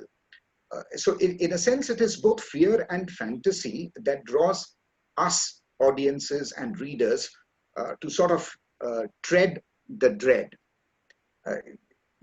Open Twitter, for example, and we'll see people talking about films like Contagion, Outbreak, and the Andromeda Strain. On Netflix, the documentary series Pandemic has also been trending in our lockdown times. So reading and watching popular pandemic narratives influence our social and cultural discourses. They enter into our conversations, they influence our thoughts, they determine our social behavior, and in a sense make us respond to a disrupted, to an altered social reality in new ways. And of course, they also make for a lot of politics, but more about that a little later. Uh, Friends, just following the pandemic narratives, about the spread of a highly infectious disease is likely to lead us to either being fearful that things could get worse, or be comforted that this too shall pass and we shall overcome. So what is crucial here to understand is that pandemic narratives don't simply dramatize a contagion.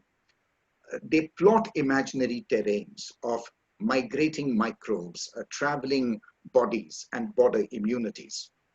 They also play out complex subtexts of migration, displacement, racism, and exploitation.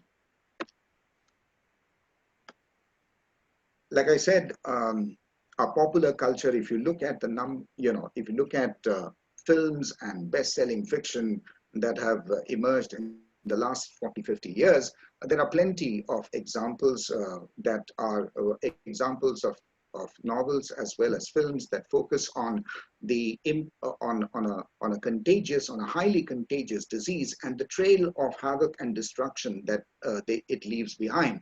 So in a sense, our popular culture, as I was saying, is suffused with a number of best-selling novels and box office hit films that deal with a deadly contagion. Some of these examples are here. I put them on this slide.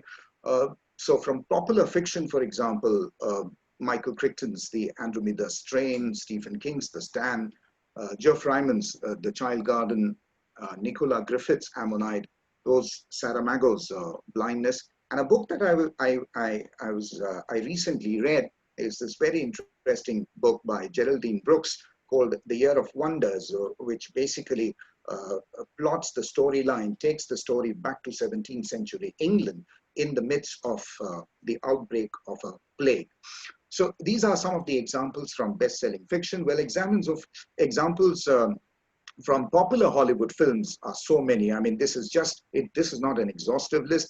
These are some of the films, for example, that we probably would have watched during the lockdown. So Contagion, The Crazies, Outbreak, 12 Monkeys, 28 Weeks Later. I mean, if one were to do a Google, on films on pandemics, I mean, when I did research, so there were as many as 50 to 60 films that came out. Now that we have a working definition of the pandemic narrative and a few examples on the slide, what I will try to show is the manner in which these Hollywood films and best-selling novels challenge, contest, and reconfigure our fundamental ideas about contagion, about migration, about borders. And this I will do by critically examining their repeated use of a set of tropes. The kind of tropes that I said made pandemic narratives formulaic and predictable. So I'm going to look at the use of these tropes and what they uncover in drawing our attention to the intermesh between the migration of bodies and the migration of microbes.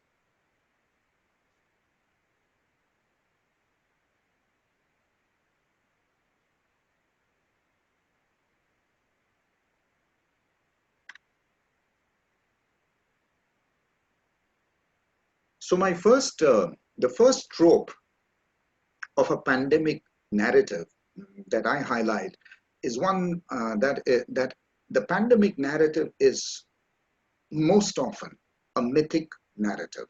I mean, it presents the story as an epic battle, a battle of human beings against cunning and deadly viruses.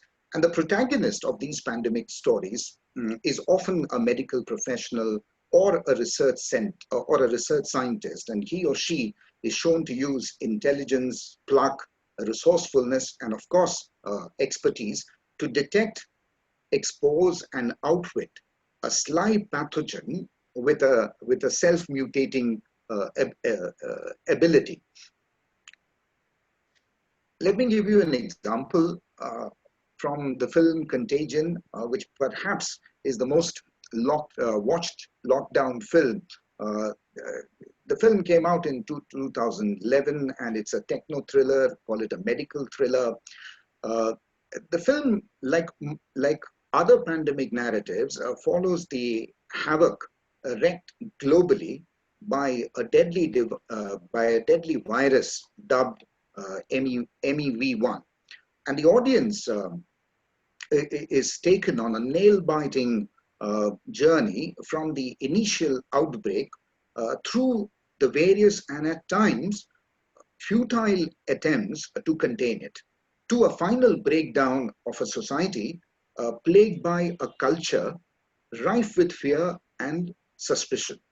So the film presents a mythic narrative, and one of the characters played by Kate Winslet, she plays the role of a US epidemic intelligence officer who investigates the outbreak but loses her own life in the battle with the virus.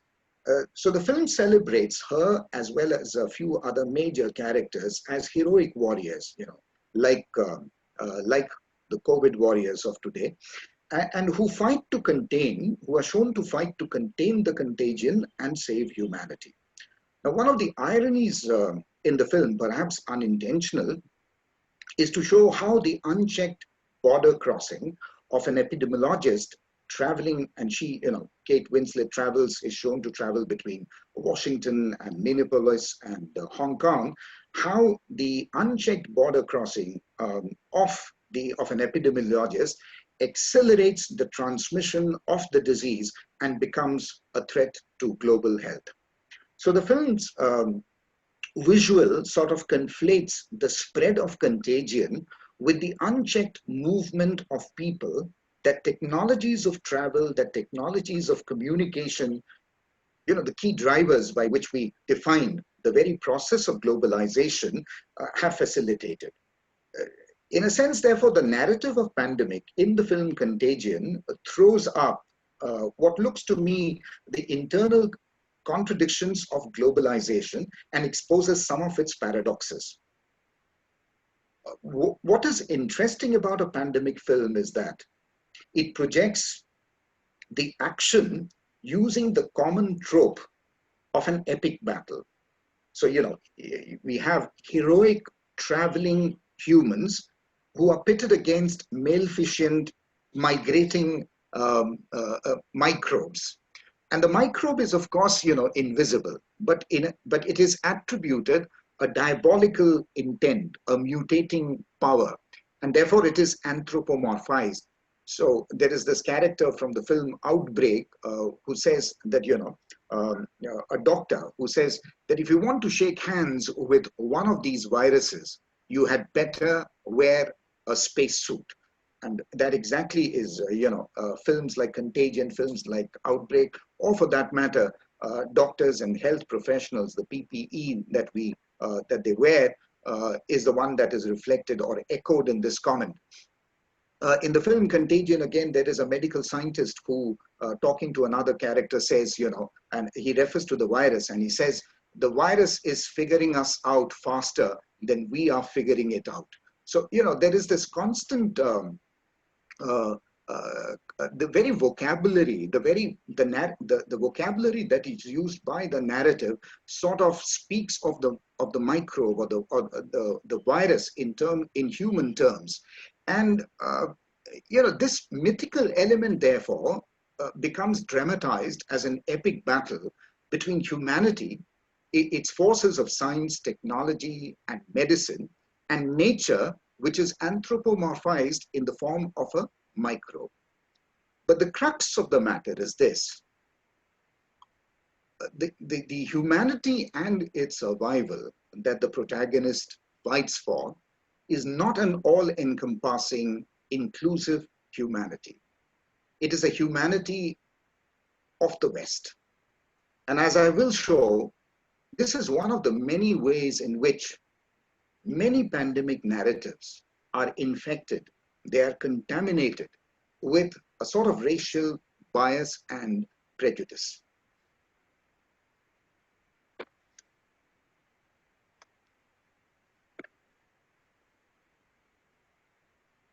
Friends, stories have consequences. And films and fiction are, influential transmitters in our circuits of culture because, as I said earlier, they affect our belief systems, they determine our values, and they also make us act in a certain manner with other people, with other social groups, with other communities. But coming back to, the trope of the pandemic being a mythical battle. Mythical battles need not only noteworthy protagonists, but they also need formidable opponents, or rather antagonists. So after all, when we talk about mythical battle, when we talk about mythical battles, like the classical legends and classical stories, heroes need enemies. And this is an interesting thing that emerges out of pandemic narratives, that often the enemies in pandemic films and novels are not simply the invisible, chimerical pathogens. In fact, the uh, the dread and the threat from these microbes is often transposed, or is often allowed to migrate onto certain groups of people, certain communities, or certain individuals who are typecasted, social types. For example, migrants and travelers. Migrants and travelers who are outsiders, and therefore become the archetypal strangers, who in these pandemic narratives, as they are shown to cross borders and threaten immunities, are racially and ethnically stereotyped. So what is another interesting aspect of pandemic narratives is that these narratives often use medical and scientific facts, cases, situations, and terminologies in particular ways. And therefore, I said stories have consequences. So, this is especially true um, in the case of Contagion. And I will be using this as, I'll be referring to this film time and again, along with a few other films. During in the making of the film, in its production, the film Contagion was heavily invested in the science of epidemics for its background research. And during the course of its making, Steven Soderbergh, the film director, and his screenwriter, Scott Burns, regularly consulted medical experts. In fact, in a strange quirk of fate, one of the epidemiologists, or rather the epidemiologist, I forget his name, I think it was Lipkin, somebody named Lipkin. In a strange quirk of fate, Lipkin, the epidemiologist who was the consultant expert in the making of the film, himself tested positive during the pandemic. So interestingly, also after the COVID outbreak in March, in end of Feb and March, the cast, including Matt Damon and Kate Winslet and Scott Burns, the screenwriter, collaborated with the CDC in making a series of PSAs, that is public service announcements, to raise public awareness about the pandemic, about the COVID-19. So Soderbergh's Contagion, as I was saying, it so realistically depicts the trajectory of the virus and its vectors, the disease carriers, that it has acquired a sort of scientific aura in the process. And in fact, movie reviewers during the lockdown have given a statutory warning to its viewers saying that if you are panicked right now, give the movie a pass.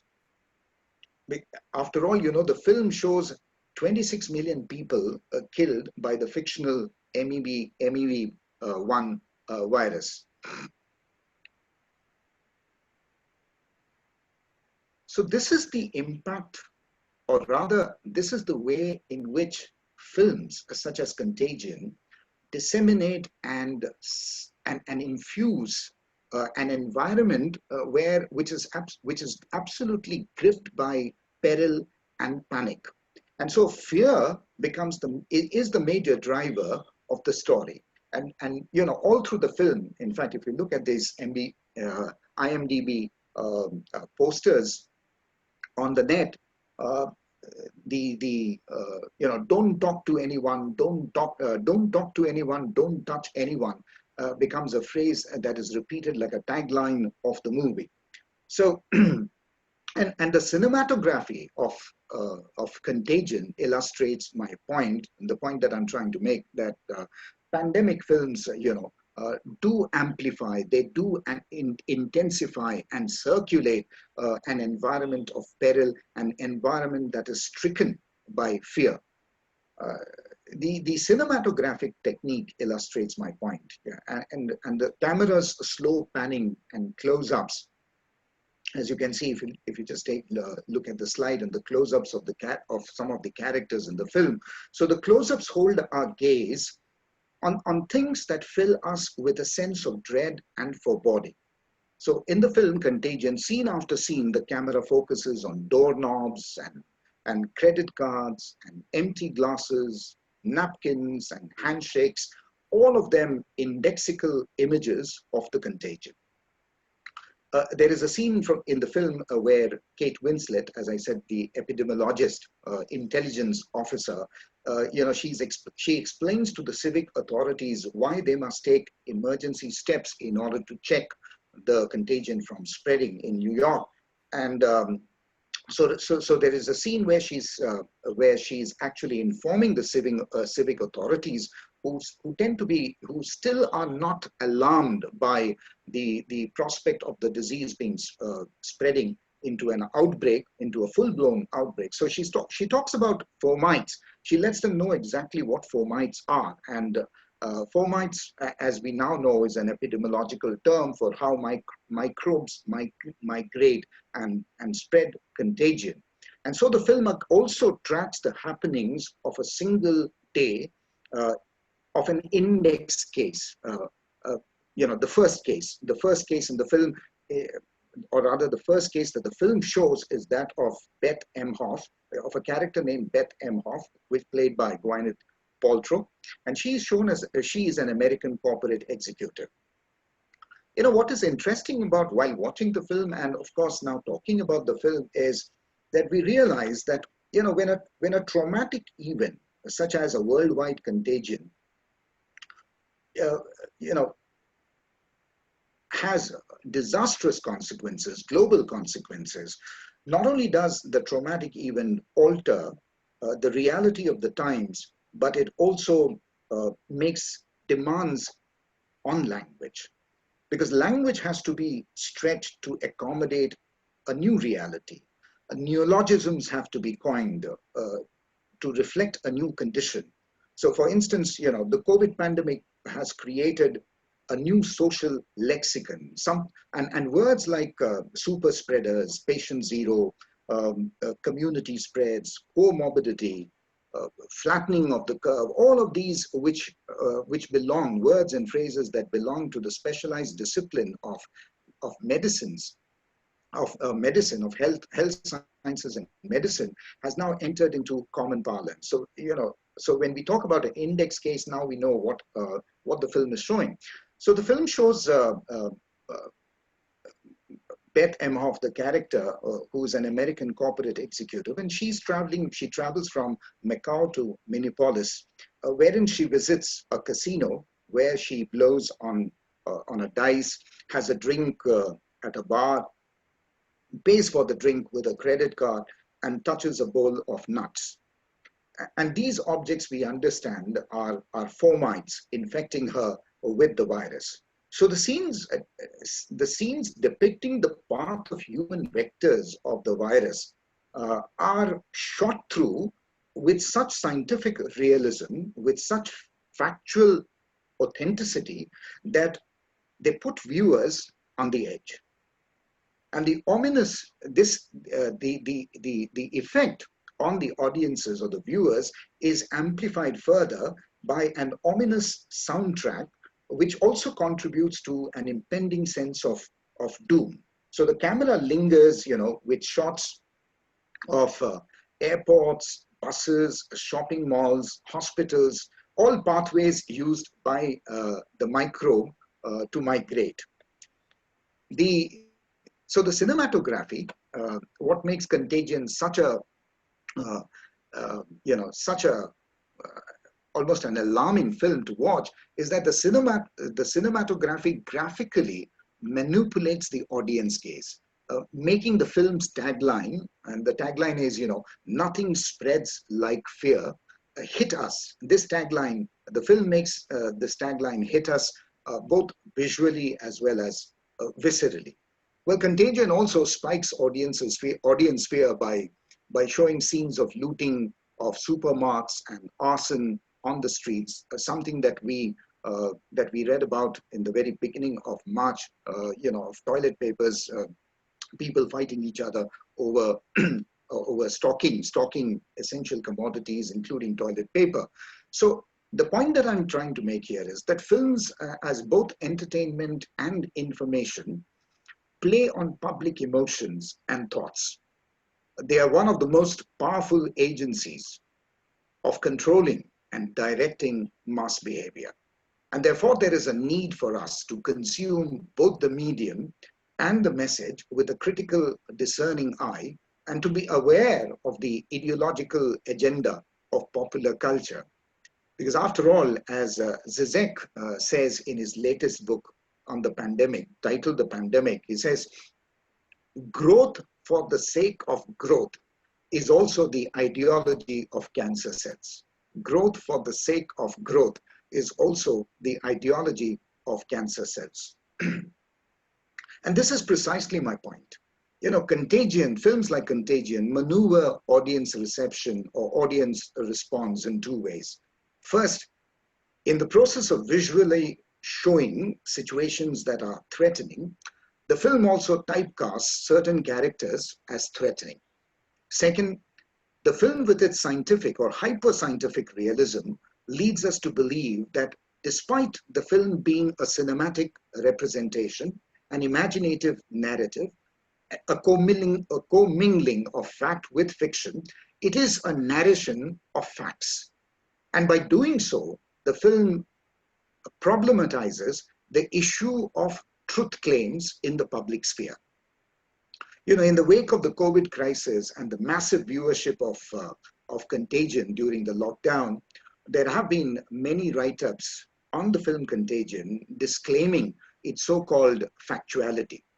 So there is a problematic relationship between truth and fiction, between fact and fiction. And this is what I will take up in the next section.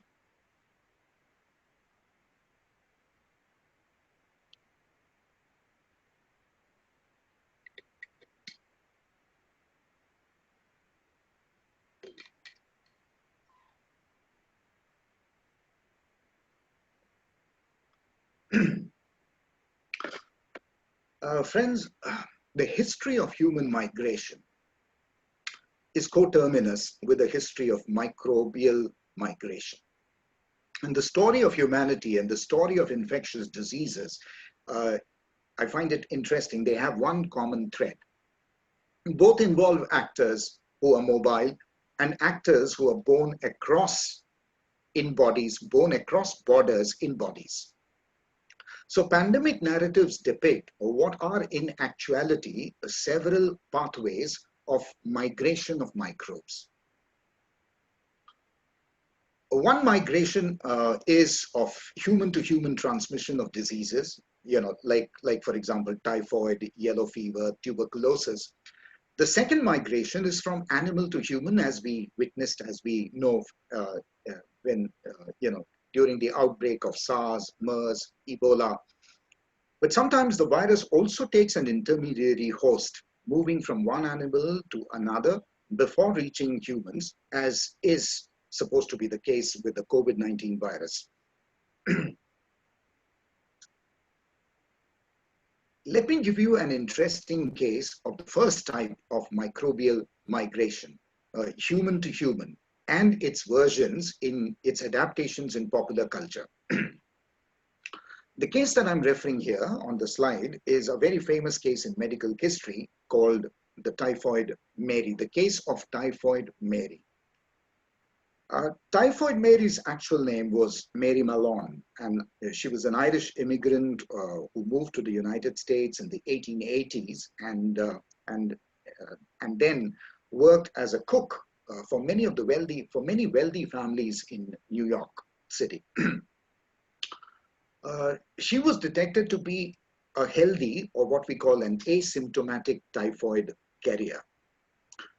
And again, I mean, the story of her being detected as an asymptomatic, healthy carrier or vector of the typhus, of the deadly typhus disease, itself reads like a whodunit. The facts of the case reveal that her detection as a typhus carrier, it was detected by a sanitation engineer who also, who also played out as a kind of a medical detective or a medical sleuth. And it was this sanitation engineer who was hired by a wealthy banker to trace the source of the contagion, to trace the source of the typhoid, the outbreak of typhoid, after 6 members of his own family contracted typhoid. So what is fascinating about Typhoid Mary's case is that when she was accosted by the law, she refused. In fact, she got physical with the police, with the authorities, and refused to comply with the quarantine orders of the New York State authorities. Using several aliases, she continued to take employment in many households and continued to spread the disease.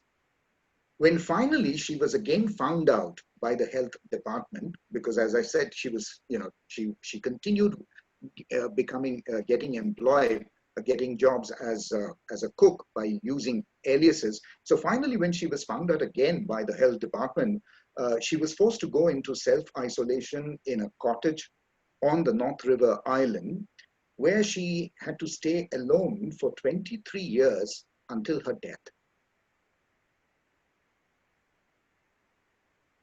So, nicknamed Typhoid Mary, Mary Malone is what I call the mythical archetype, a mythical archetype of the pestilent immigrant who comes from outside and infects a healthy American city, a healthy American society.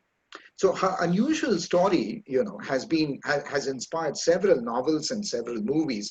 And as recently, in 2013,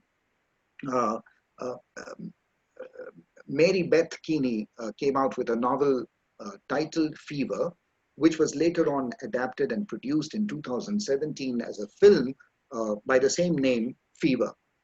In the 1990s, there were 2 films, one of them a telefilm on Mary Malone's life, and as you can see from the slide, very provocatively subtitled, The Most Dangerous Woman in America.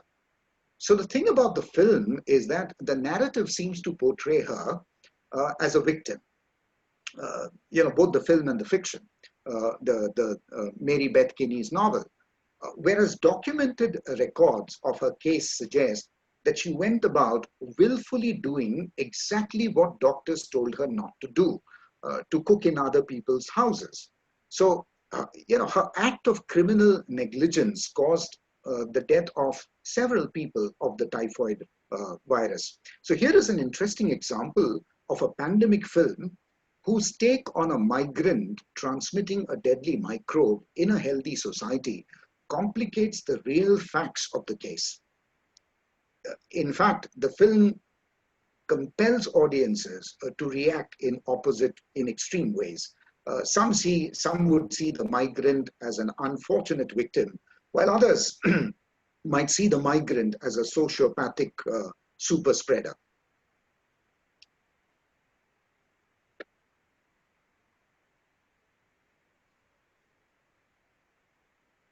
Let us remember that the history of epidemics show that immigrants and migrants have not only been mythified as the archetypal stranger, but also scapegoated as the pernicious outsider, the pestilent other.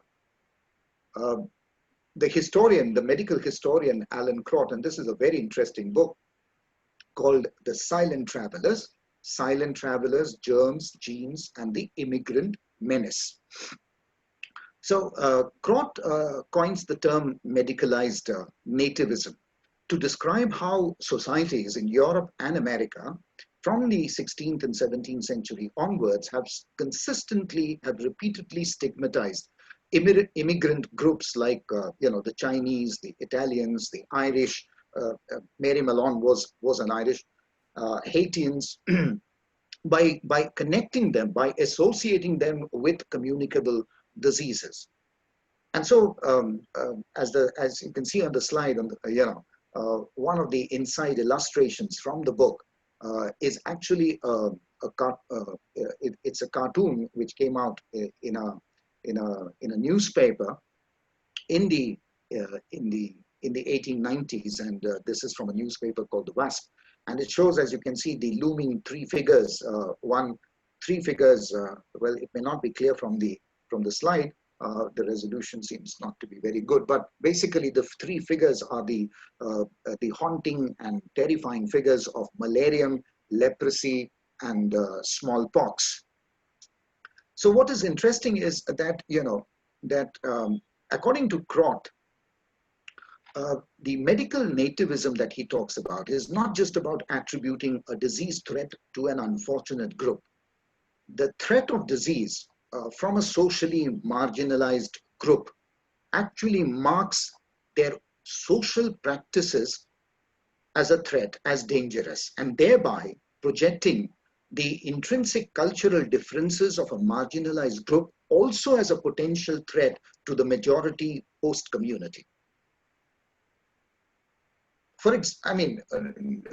Notice how quickly the official rhetoric of the COVID-19 crisis in America was turned into a narrative of the other when President Trump called the COVID virus as the yellow peril. And this is precisely the vocabulary that has been repeatedly used right from, like I said, right from 17th and 18th century. And media coverage also has played up in an endless loop, visuals of the alleged primitive practices of the Guangzhou farms and the squalid conditions of Wuhan wet markets, convenient or rather eliding the fact that that even though they may be the originary places of the spread, but they were in the first place, places of poverty and squalor was already because of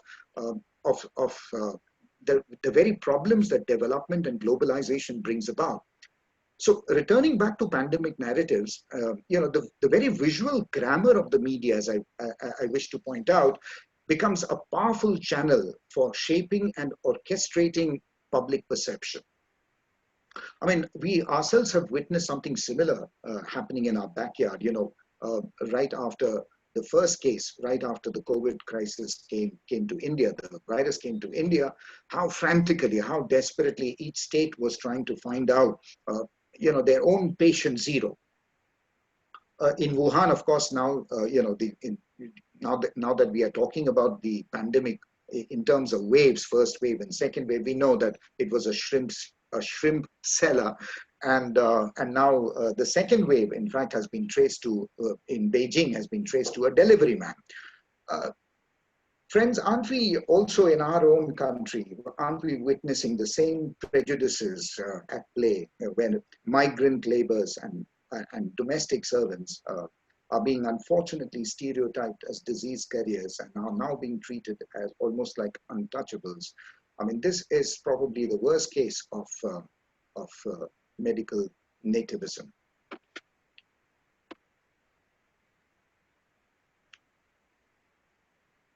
You know, among the many tropes that I've already cited and given you examples, one of the tropes, therefore, which, as I said, kind of brings the focus back to the intermesh of the migration of bodies with the migration of pathogens, is that a pandemic narrative always seems to present the originating place of migrating microbes as geography of disease, as a topography of moral pollution.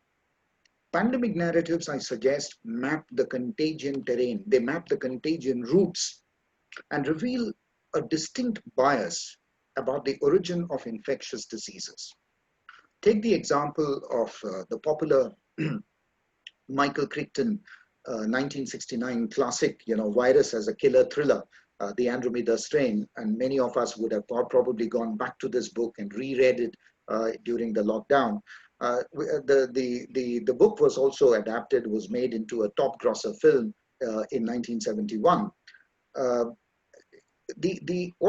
What I find interesting is that the outbreak of the Andromeda in the Andromeda strain is of course caused the original novel. There is a sequel also called the Andromeda Evolution. So in the original novel, the outbreak is caused by no less than an extraterrestrial microorganism. But almost 50 years later, the sequel that came out is a book called the Andromeda Evolution, which traces the same virus named the Andromeda strain. It traces it to the African jungle, and of course now in a mutated form. And so the upshot of the immense success and popularity of both the original and the sequel is that the strain has become, the Andromeda strain itself. The minute somebody talks about the Andromeda strain, it has become in the popular imagination a signifier for Africa, or crucially, for what Africa symbolizes, a place that breeds disease and contamination. So this is an example of how the trope of migrant microbes and traveling bodies used by pandemic narratives symbolically attaches to certain places a geography of disease, a topography of pollution. And I'll come to that word, topography of pollution. I'll explain a little further in a couple of minutes. So the point I'm trying to make is that contemporary popular fiction and films are replete with such tropes, which in a way continue to perpetuate the legacy of imperialist and racist narratives. They are like the discourse of colonial medicine and the colonial discourses on tropical diseases produced by Europeans in the 18th and 19th centuries. Both narratives, the medical discourse, the colonial medical discourse, and I'm connecting the dots, connecting them with pandemic narratives, are often inscribed with an inherent racist bias, particularly, ascribing to non-European places a pollution that is not only physical, but also a moral pollution. Conrad's Heart of Darkness continues to darken many a pandemic narrative in modern times.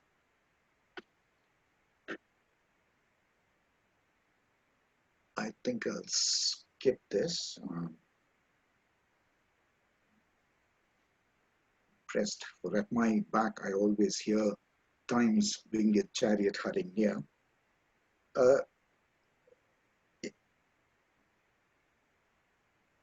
These are two quotations, and maybe you could give a quick look particularly to the language and the idiom, the vocabulary. The first quotation is of course from not a fictional book, but it's a best-selling non-fiction book written by Richard Preston. The film Outbreak was based on Richard Preston's The Hot Zone. And he talks about a hot virus. He's talking about contagious diseases, and he talks about the origin of hot viruses in rainforests. What I find interesting, and also if you look at the second quote from again another best-selling non-fiction book, Another Unwelcome. It's talking about the outbreak that happened in Seoul a couple of years back. So it talks about the virus as another unwelcome immigrant. These passages obliquely, it seems to me, obliquely establish a particular place as a geography of disease. And so when Preston, for example, talks about the hot virus in the rainforest, he's suggesting places in South America, Africa, or Asia, and these become the originary points of an alarming contagious outbreak. Notice also the phrase in Preston's quote, that every city in the world is quickly shortlisted in the next sentence to Paris, New York, and LA. And so by locating the origin of the disease in third world countries and intercutting the narrative with images of the place as places ridden with poverty and squalor, Hollywood films seem to visually locate the disease bodies or the spreaders within the spatial and temporal locales of a sort of what I call pre-modernity. Such images reify the colonial relationship between first and third worlds as a relationship of scientific investigator and lab specimens. And the prevalence of this kind of a pandemic trope reminds one of the extensive circulation of imperial tropes in cultural discourses that Edward Said highlighted in Orientalism and culture and imperialism. We all know in these discourses, places in the East, Far East, and Near East, according to Said, were to the Western imagination sources of fear and fantasy. And such places were often linked not only to death, decay, and disease, but also to a certain moral turpitude, thereby stereotyping the locals or the natives as a savage race. So my argument is that popular films and fictions very often show infectious diseases to spread, to migrate from the primeval murk in Africa and Asia to advanced countries in the West, from the global South to the global North. It is seldom the other way around.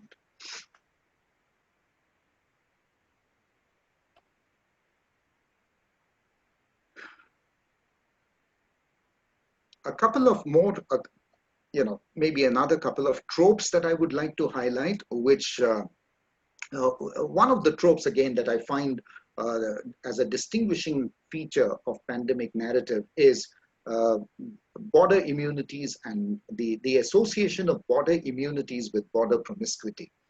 The narrative is anchored on a trope that congeals border immunity with border promiscuity. And it pandemic narratives frequently show that the contagion is transmitted by migrants or travelers who transgress and violate some moral code in the first place. Now, this transgression, this violation of a moral code could be, for example, in the form of, illicit sex, drug use or drug abuse, and arms trafficking. Well, let me give you an example again from Soderbergh's film Contagion. This is the opening scene from the film, and as you can see, Gwyneth Paltrow, the American corporate executive, she's on the phone while in transit, waiting to catch a flight. And what is interesting is the conversation, the dialogue that she has with a man over the phone. And I'm just going to read out quickly the transcript of this conversation. So, she answers the phone, and the man says, yeah, John Neal here. You just had sex with me in a hotel room. and left without saying goodbye. And Beth, the character Beth, says, yeah, and ended up being delayed. Sorry, I was panicking. The man says, if I don't get to see you again, I just wanted to say it was nice to see you again. And Beth says, it was nice to see you too. And listen, use the other email, the man says, listen, use the other email I gave you because that's the only secure one, okay? And Beth coughs. So the man says, are you all right? She says, yeah, I'm just jet lagged, maybe tired. And John, the man says, look, you should go home and get some rest. Hong Kong is a long way away. So in the next couple of scenes, we quickly realize that Beth's persistent cough and tiredness are in fact the first symptoms of the deadly virus infection. And most significantly, the movie projects Beth as the prototype of a successful international corporate who flies over international borders, who crosses different time zones as easily as one would surf on the net. But the triumph of globalization, celebrated in the figure of this cosmopolitan American corporate, is undercut by an underlying trope of pandemic narrative. And that is the trope of traveling bodies breaching border immunities by breaching some moral code. So the phone call, the one that I just read out, indicates that Beth has had a sexual liaison in transit with a man who appears to be a former boyfriend. And the scene therefore sexualizes her as well as the pathway of the contagion. So in the end, when the film returns us to the opening scene, to the same opening scene in a montage, it actually superimposes two kinds of audience cases. The epidemiological gaze with a sexualized gaze. So the scene, the underlying text that I read in the scene seems to suggest that the root of the pathogen, is as secretive as the course of illicit love or an adulterous affair. So migrating microbes move, break, and enter into profligate bodies. And the scandal of a pathogenic outbreak occurs together with the scandal of a sexual liaison.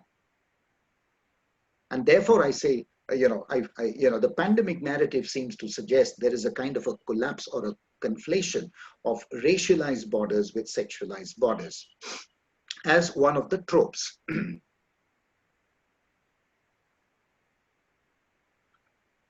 As I have tried to demonstrate, that in pandemic narratives, the disease migrates almost without exception from the east to the west, from the global south to the global north. This cultural trope has played a part in producing certain social formations which have intensified already existing stereotypes of otherness. So this is a very interesting book, and I strongly recommend, for reading. David Nirenberg's, it's a very scholarly book on pandemics called Communities of Violence. And in this book, David Nirenberg points out that the plague, for example, that we know as the Black Death that struck the world in the 14th and 15th centuries, was taken to be a disease spread by minority migrant groups such as Jews and Muslims. I think I'm going to quickly make a few more observations, given the time that we have. The pandemic narrative is a perversion of medical history. We must remember that the history of colonization and the history of infectious diseases demonstrate a palimpsestic relationship, one layered upon the other. And from the beginning of the 16th century, the colonial occupation of native lands was accompanied by the import and export of several diseases. So while many tropical diseases like cholera, yellow fever were brought to England and North America by sailors, soldiers, and missionaries, medical histories of those times also established the fact that people from the old world made Red Indians, for example, native South Americans, vulnerable to a host of diseases that these people had never known, and therefore were not even immune to it. So studies have shown that the flow of contagion in case of epidemics was never unidirectional from the east to the west. And since the age of imperialism, pandemic diseases have always migrated in both directions. And this, therefore, is something that is problematic with pandemic narratives in popular culture. Pandemic narratives, seem to compulsively map the chain of contagion in order to cope with the fear and that the disease is everywhere and no one is safe. So there is a sort of what I call an epidemiological mapping, which serves as an agent of the surveillance and the monitoring and the regulating of the virus itself. This may be seen in the film Contagion again. I come to the end of the film, for example. I mean, the film actually follows a chronological order, and when the film begins, except with one minor exception, it takes us through the story as day 1, day 2, day 3, day 4, except with one exception, and that is that the film begins with day 2, but in the end, it returns the viewer to day 1 in a flashback. And the flashback reveals the pathway of how Beth gets infected by the MEV1 virus. So in a quick montage, the flashback shows a bulldozer owned by a mega American corporation pulled down a banana tree while clearing a rainforest in China. It disturbs the natural habitat of bats, and one bat takes shelter in a pig farm and drops a piece of banana, which is eaten by the pig. So the pig is slaughtered and is brought to the kitchen of the Macau casino, where a chef handles it to prepare a dish. And it is this chef that Beth, as the slide shows, it is this chef that Beth calls out from the kitchen and shakes his hands, perhaps to compliment him. So this is day 1. But this signals the beginning of the end. But the fade out, the fade out leaves the reader with certain disturbing tropes of the pandemic narrative: the origin of the disease in Asia, the association of the place with wet markets, the manipulation of the viewer's perspective, and a sort of the apportioning of blame onto the other. So in a way, the contagious popularity of Contagion, of the film Contagion, hides the racial and ethnic contamination of the narrative. It reveals the film's deep investment in ideology and biopolitics. And so when films like Contagion and Outbreak, they fuse the pathway of a contagious disease with the location of a Chinese chef or a monkey from Africa, its visuality suggests a racialized origin, as well as a spatio-temporal location of the contagion.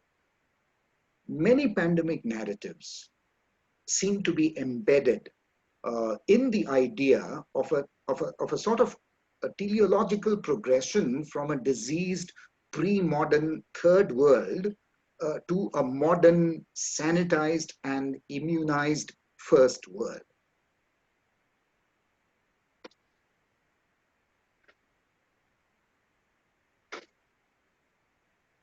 I think I'm making good time, so this is the I hope that that in my talk today I've been able to demonstrate that films and fiction are rich sites that help us to interrogate the politics of contagion, the politics of disease carriers, the politics of border surveillance and border checks. By reading pandemic narratives, such as those of Contagion, films like Contagion and Outbreak, or fiction like The Andromeda Strain, What I've tried to demonstrate is the deep but invisible investment in cultural capital and ideology.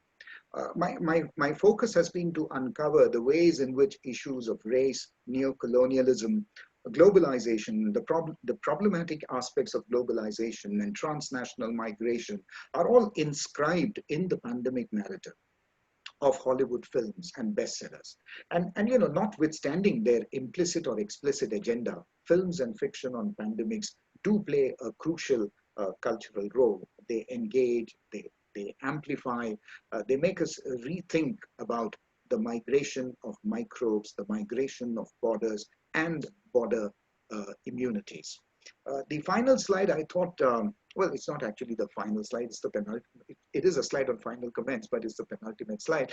I thought I'll leave you, especially, you know, researchers among the participants, young researchers who probably would like to know of new areas that might come out of the intersections between pandemic narrative and the COVID crisis. So, you know, research in areas, for example, that allow us to, that invite a critical analysis of the relationship between pandemics and geopolitics. You know, what new forms of political belongings are engendered by global epidemics. This is one very interesting area for research. And you know, will Benedict Anderson's you know, nation of imagined community change into a nation of imagined immunity? Will the pandemic create new epidemiologies of belongings, of new migration routes? And finally, will the future, will our future, the future of mankind, be a safe and healthy future? I thought I'll, you know, draw my conclusion by one interesting book that has come out called The Wuhan Diary, written by a very famous, one of the most celebrated and acclaimed Chinese writer named Fang Fang. This was actually a blog that she had started out writing in the month of January during the lockdown period. And it also provoked, it got her embroiled in a lot of controversy because of the kind of testimonies that she was giving in her reportage of the impact of you know, the abuse of power and the social injustice that was taking place within the Wuhan community of nearly 7 million people.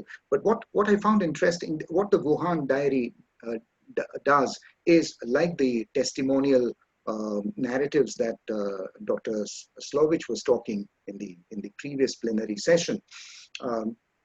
These are going to be the testimonial writings that probably will emerge out of the COVID crisis, which will perhaps be, you know, which will be the recorded, which will serve as a recorded history, which will serve as an archive, you know, as memorabilia or testament to the times that we are going through. So, you know, the quote, Fang Fang quotes from this book, that the virus is the common enemy of humankind, and that is a lesson for all humanity. And the only way we can conquer this virus and free ourselves from its grips is for all members of humankind to work together. And so, you know, both the experience of our pandemic crisis as well as the lockdown, all of us makes us wonder about the future, which seems to be so unpredictable and so uncertain.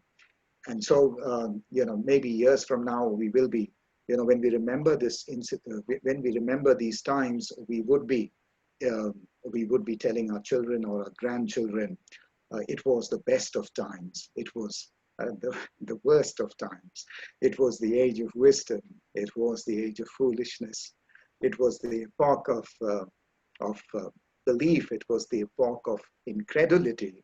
It was the season of light. It was the season of darkness. We had everything before us. We had nothing before us. Thank you so much.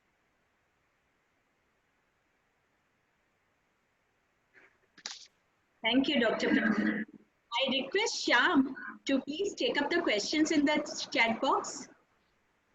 Yeah. The participants could post their questions in the YouTube chat section, from which I'll read it out for Dr. Prantik Banerjee. There are many compliments for Dr. Prantik Banerjee's talk. Thank you, Shyam. Thank you, participants. There is a mention of the parallelism between the pandemic narratives and migration. Yeah. So if you could throw some light on that, sir. Parallelism between pandemic narratives and migration. Well, like I said, you know, the very premise of my talk has been that when we talk about migration, uh, we are not just talking about the migration of human bodies. Migrations take place in many shapes and forms, and the reason that we are so much into the very discourse on health science and medicine science suggests that the history of the transmission of diseases is coterminous. It coexists with the history of the migration of human bodies. And one of the paradoxes of globalization is that on the one hand, the vectors of transportation and communication has been so facilitated by globalization. We all are now, networked and what we call networked in a global village. But at the same time, we are also prone, we are more vulnerable than ever before to the threat and outbreak of microbial infections. And therefore, what I have suggested through the examples that I've given of pandemic narratives is to suggest that that the visual images, that pandemic narratives do create a plethora of myths and metaphors. Myths and metaphors. Now, these myths and metaphors which circulate and help us, which make our social discourse play a huge influential role in, there is a kind of a transfusion between the sciences, between popular culture and the manner in which we converse in our social discourses about a disease, about an epidemic. Yeah, there is a question from Meera. She says, a body that carries a contagion microbe instills fear in others, and quite ironically, it makes the diseased body a site of power with potential to destroy others. What are your thoughts on this, sir? Yeah, I mean, it's an interesting observation which merely reinforces, the point that I'm trying to make, that that intimacy, again, it's a paradox. In a highly ironical way, it suggests that intimacies of bodies make our bodies more vulnerable. The human touch, which in fact has now become so susceptible and under so much of surveillance itself.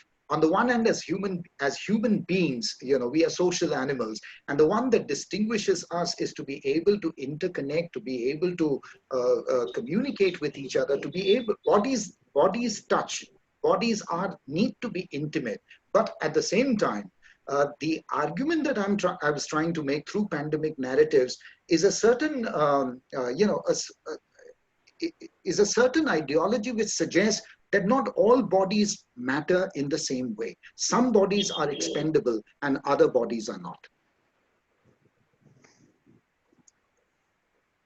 Dr. Nita, do we have time for one or two more questions? I think we can take one more if you want. One more we could have. Okay, it's actually very difficult to find a question amongst all these compliments that Dr. Prantik Banerjee is getting. Yeah. Shouldn't we stop playing this game of political correctness in the middle of a pandemic?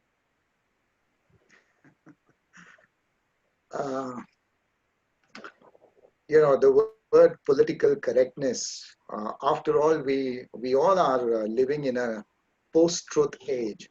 And the word political correctness, again, has many, it's a very complicated, problematic word.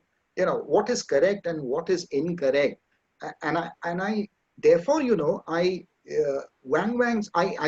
ended with Fang Fang's, Wuhan Diary, specifically because I'm more interested in how, what kind of new kinds of writings that will emerge out of this pandemic crisis. Because it is these writings, like Fang Fang's Wuhan Diary, which probably will challenge, contest, and give us counter narratives to the official rhetoric, to the official discourses. So, well, and that is the meta function of literature itself, to uncover what is being covered.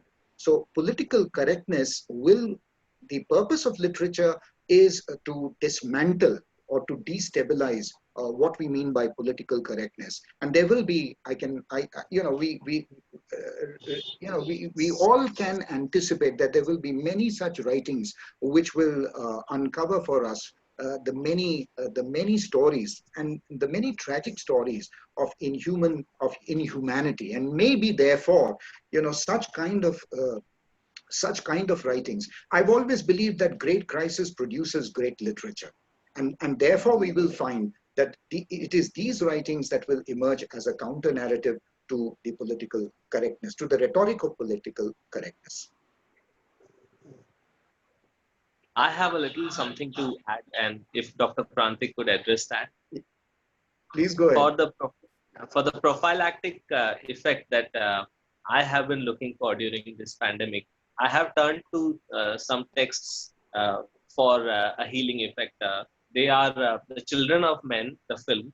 Okay. And one is, the other one is The Calcutta Chromosome, a novel of fevers, deliriums, and discoveries by Amitav Ghosh.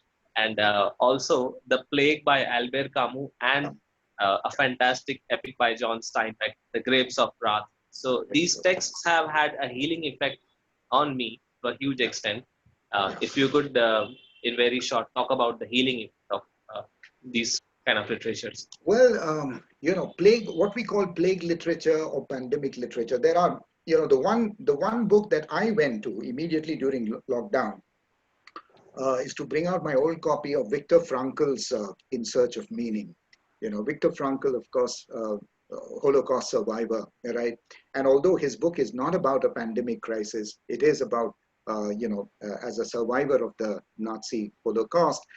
I think these are books, and this is the purpose of literature, that we return to literature, we embrace literature, we seek out literature, especially in times of crisis such as this, only because it is literature that gives us hope, it is literature that gives us solace, and it is literature that has a cathartic effect on us. So all the books that you mentioned, and I'm not surprised that you mentioned Amitav Ghosh's Calcutta Chromosome. Well, here is a link between Shyam's PhD thesis and mine. We both worked on Amitav Ghosh. Yeah, Calcutta Chromosome, of course. Yes. But I was more interested in taking up, popular fiction. So I could have included these maybe in another talk, but it's an interesting terrain to look at Calcutta Chromosome as a paradigmatic text of a pandemic narrative. It's for Shyam to take it up. Thank you so much. So thank you so much. Thank you once again, Neeta Madam and Dr. Nair and all the participants. Okay, thank you for being with me. I thank Dr. Prantik Banerjee for his scholarly remarks on the pandemic and the cultural landscape. By using microbe as a template of analysis, he walked us into the domain of popular culture. He also critiqued popular culture's over-gothification of microbes and animals. Thanks, Dr. Banerjee, for effectively defining and spelling out the tenets of pandemic narrative.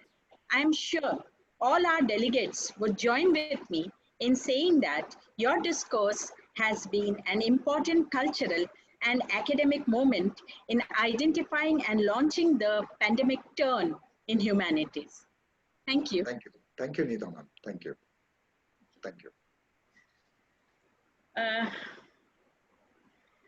We now look forward to proceeding to the next part of our webinar. In the next phase of our webinar, we have a panel discussion moderated by Dr. Nilakshi Roy. The panelists are Dr. Savita Sukumar, Assistant Professor, GM Momin Women's College, Alumnus, Srimati CHM Research Center. Miki Barua, Research Scholar, Srimati CHM Research Center. Mr. Vineet Krishnan, Research Scholar, KT's VG Vaze Research Center. Madhumanti Dasgupta, again a Research Scholar, KET VG Vaze College. Shanti Polamuri, Research Scholar, Ram Niranjan Jhunjhunwala Research Center. Maria Sheikh, Assistant Professor and Research Scholar, RJ College Research Center. I now call upon Professor Anand Pandare, Assistant Professor, Srimati CHM College, to introduce the moderator of the panel discussion, Dr. Nilakshi Roy. Good afternoon, madam. Good afternoon. Can you hear me? Yes, yes. Okay. Good afternoon. Good afternoon. I cordially welcome you all for the last session of the International Conference on Literary Studies in the Coronavirus Terrain. It's my great privilege to introduce the moderator of today's panel discussion, Dr. Nilakshi Roy. Dr. Nilakshi Roy is the Associate Professor and the Head Department of English, VG Vaje College, Mulund, Mumbai. Dr. Nilakshi Roy has a doctoral degree in British Asian Women's Fiction from the SNDT University, Mumbai. Her areas of specialization are diaspora theory, Indian writing in English, and culture studies. Her research interests and research supervision include theory of postmodern fiction, disability studies, life studies, visibility studies, and spatial criticism. She has presented and published more than 20 research papers and published articles in international peer-reviewed journals such as Mejo, South Asian Review, SART Review, Critical Review Series, and renowned publications such as Rawat.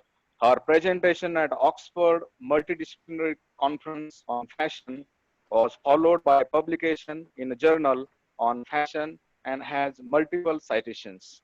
She has also co-authored and edited books for the University of Mumbai, linguistic and stylistic analysis of text and literary theory. Her research articles include writing on British Asian fiction, themes, style, language, construction of identity, socio-political realities of the immigrant experience in Britain, engagement with mental health issues in the context of race and migration. Her several other writing on culture studies, oral history, fashion, and film include changing avatars of the choli in India, blouse to high fashion garment, fashioning heterotopia, the Kala Ghoda Arts Festival, co-curricular activities as agents of social responsibility, challenges and read ahead, building strengths and fostering virtues for the self-enhancement, college activities and life skill development. Oh, beloved kids, if my boy Jack and the children, a few of Rudyard Kipling's personal and public engagements with the First World War, seeing is not believing, social invisibility in Salam Bombay, history, her story, Mata Hari and Madeline Noor. She has been teaching at the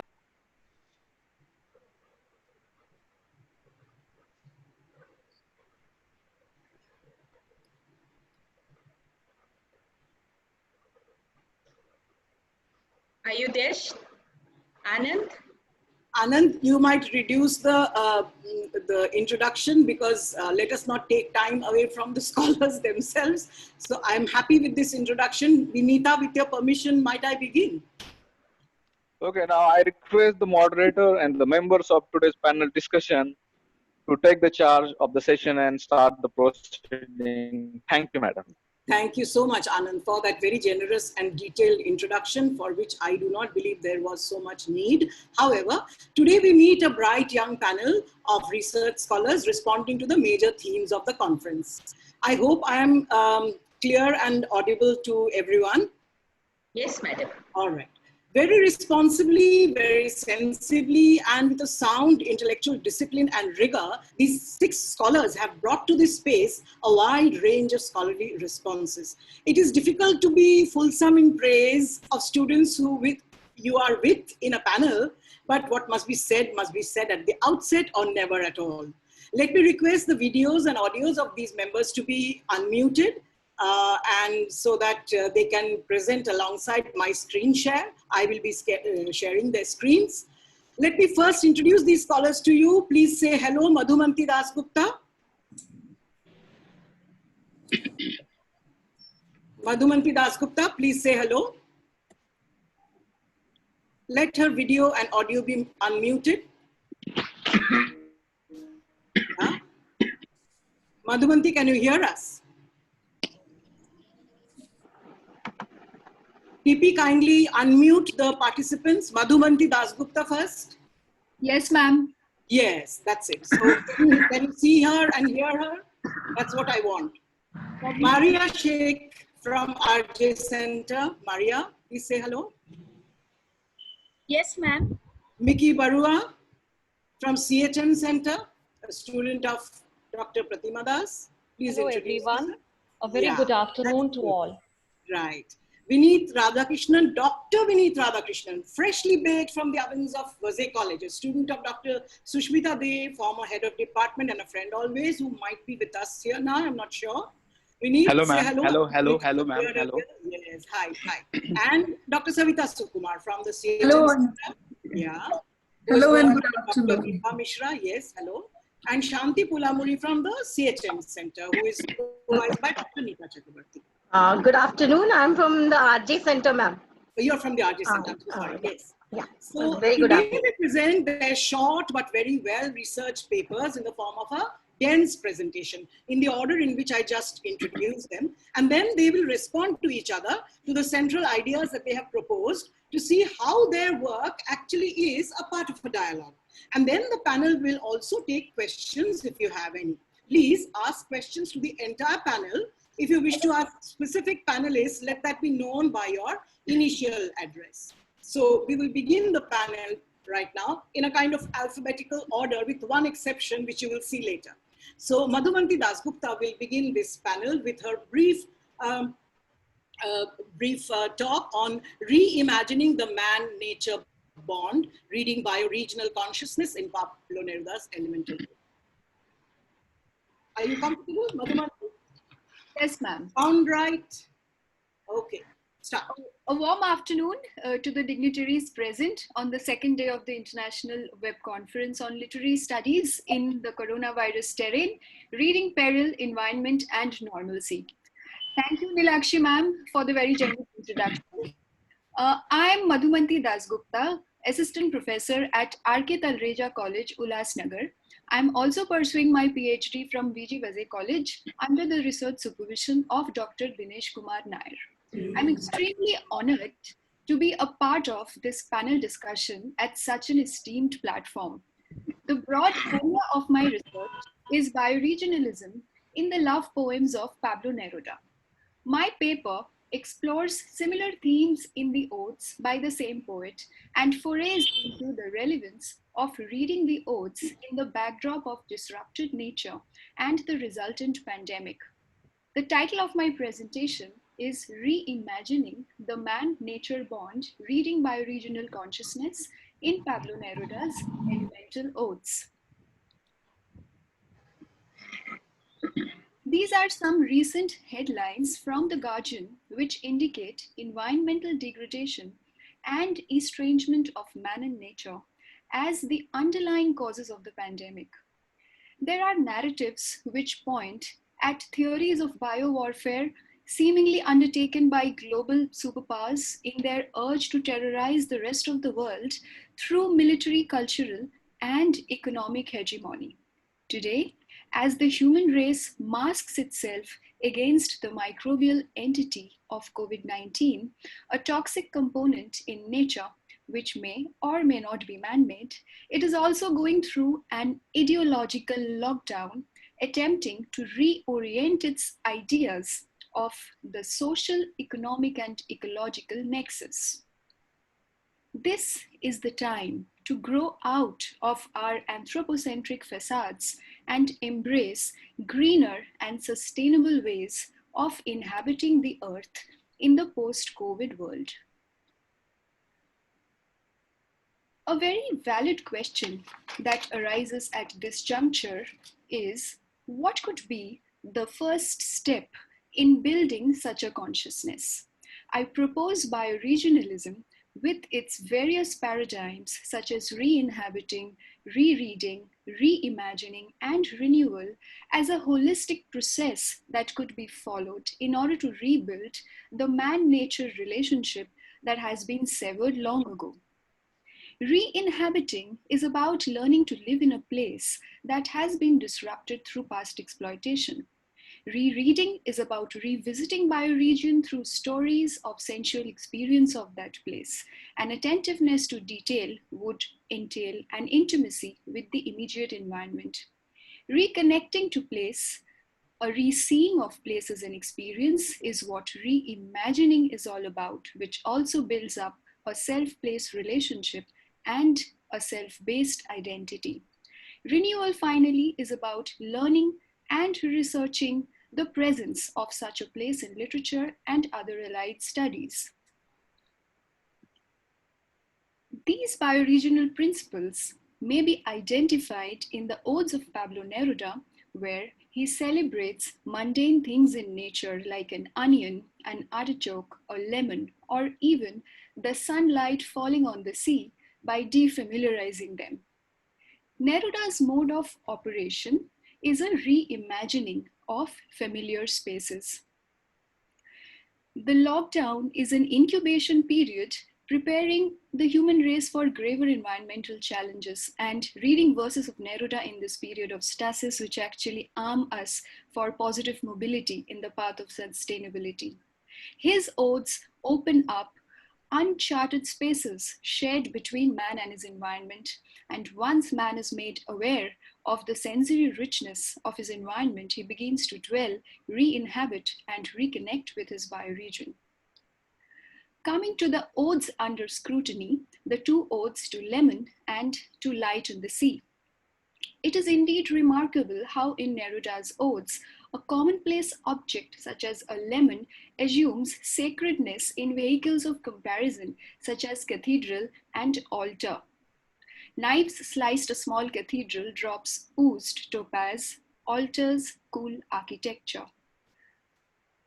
It may also be envisioned as a record of cultural and artistic conjunction. It juxtaposes the celestial and the sensual, and in a lemon, a cosmic planet is made truly palpable. Coming to the light on the sea, which has many interesting bioregional aspects like the light imagined as poppies, which are planted along Chile's railway tracks, which are drought resistant and are therefore perfect for stabilizing tracks, are in turn given and endowed with a semiotic agency in the last lines of the poem, which says, "Each day your petals, your eyelids, the flash of your purity, may expand our vision and teach us to see the sea, wave by wave and flower by flower." It also, the odes also endow a kind of agency on light to allow the human race to help us reimagine, re-inhabit the landscape and seascape, at the same time facilitate a renewal of the man-nature bond. I would like to conclude my short presentation with a very interesting quote by a poet and bioregionalist, Gary Snyder. He says, "I want you to write your address using only bioregional nomenclature, as if to say that it is better to keep other concerns like cartographical concerns and geopolitical concerns aside." Thank you very much for listening so patiently to me. Thank you so much, Madhumanti. I wish that you would now stop sharing your screen. And I call upon the next participant, Maria Sheikh, who is going to present a very interesting take on eco-psychology and take us to the not very distant past of the Holocaust and to a very contemporary healing presence of nature amidst us. So over to you, Maria. Is Maria shaking? Yes, Maria. Hello.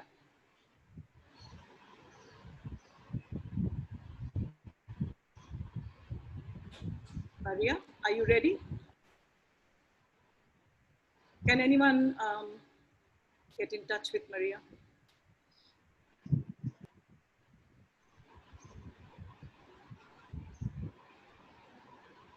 Maria's video is muted. I'm going to ask her to unmute.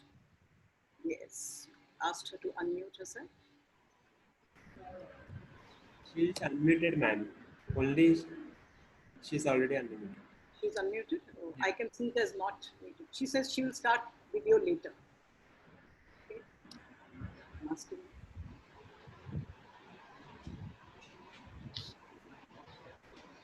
Should I run her video if she's not able to? Maria, should we run your video in case you're not able to? Madam, can you go to the next one? I'll just call her up in the meantime. All right, yeah. We'll go then next to Mickey Barua. Mickey Barua, will you please come in? Yes, ma'am.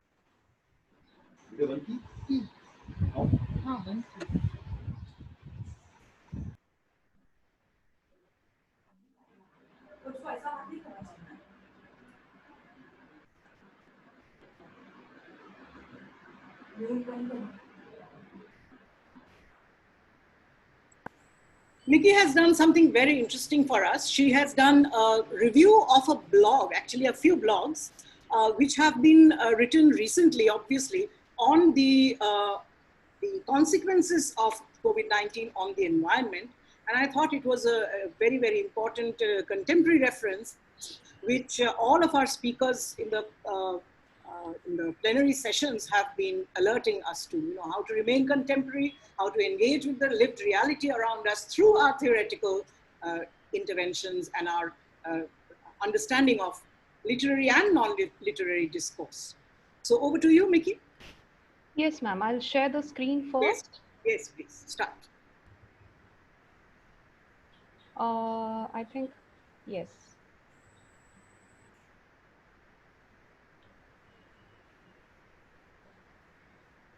That's it.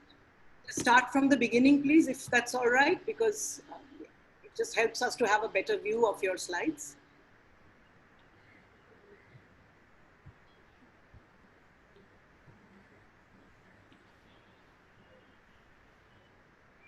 Is it visible, ma'am? Yes, yes, yes. Go ahead.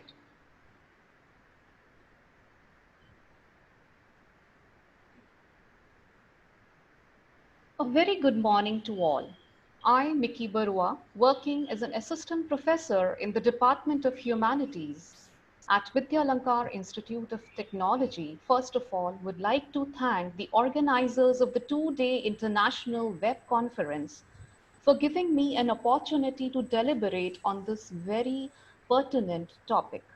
I am also a research scholar working under my guide, Dr. Pratima Das, Head of English Department, CHM College.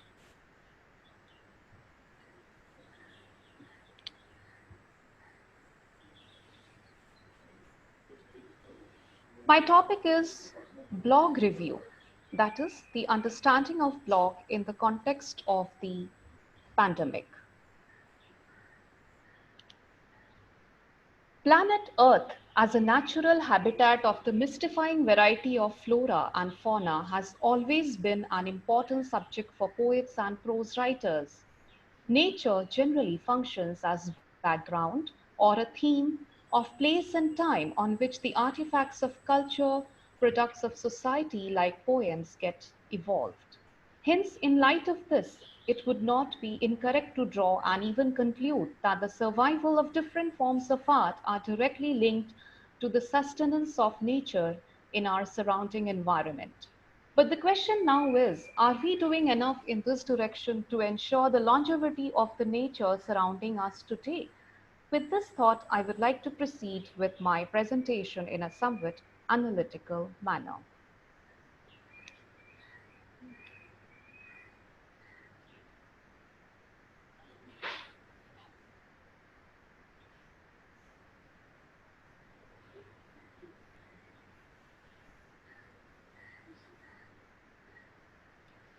as you can see this particular um, slide, today the only words which come home to everyone's lips, minds and hearts across the globe are either COVID-19 or coronavirus. Since the initiation of the lockdown across India on May 18, 2020, majority of us have developed the art of living through the screens of the electronic media. That is, we have become screenagers, observing the video footages, scrolling through the reposted statements and infographics across the net. Maybe everybody was so concerned with the things that were directly impacting them that there was a limited area of concern towards how nature was negotiating the perils of COVID-19.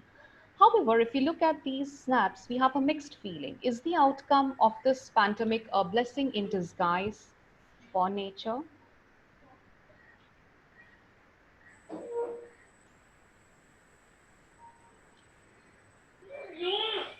Now, as you can see here in this presentation, I will try to analyze the coronavirus pandemic on the environment from three different perspectives using the literature contained in some very interesting blogs available on the net that I happened to find during the current lockdown.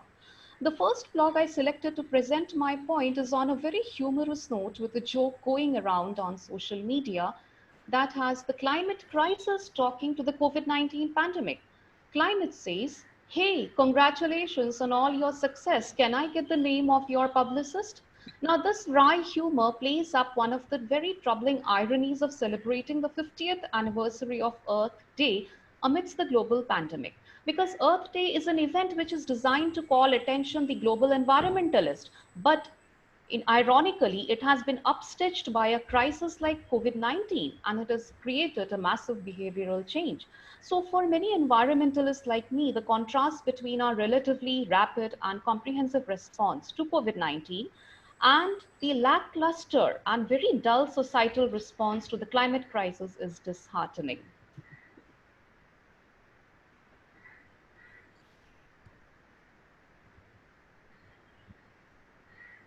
Now, the photos of reduced smog in China, unpolluted canals in Italy, and wild animals roaming the streets of United States have been shared all over the Facebook, Instagram, and Twitter over the past few weeks. Now, yes, of course, it gives us hope to a very demoralized global population. But another blog, as you can see on the slide, released as "The Unexpected Environmental Consequences of COVID-19" on 3rd April 2020. Now, these very images are some of the countless examples of the harmful misinformation that is spread. Now, to begin with, just to illustrate a few examples, the pandemic has led to the abandonment of many environmental sustainability programs. In the United States, like smaller municipalities have halted recycling programs due to the risk associated with the spread of the virus. And likewise, Italy has banned infected residents from sorting their waste at all, and many restaurants are no longer accepting reusable containers. And in early March, we all know Starbucks announced a temporary ban on using reusable cups. And in addition to all this, there have been an increase in medical waste, like the personal protective equipment that healthcare professionals are using. They can be worn only once. So in Wuhan, 200 tons of waste per day have been produced during the outbreak compared to an average of 50 tons prior to this pandemic. So looking at these numbers, what I feel is that even if mass isolation were aiding in the reduction of climate change, it would not be a sustainable way of cleaning up the environment.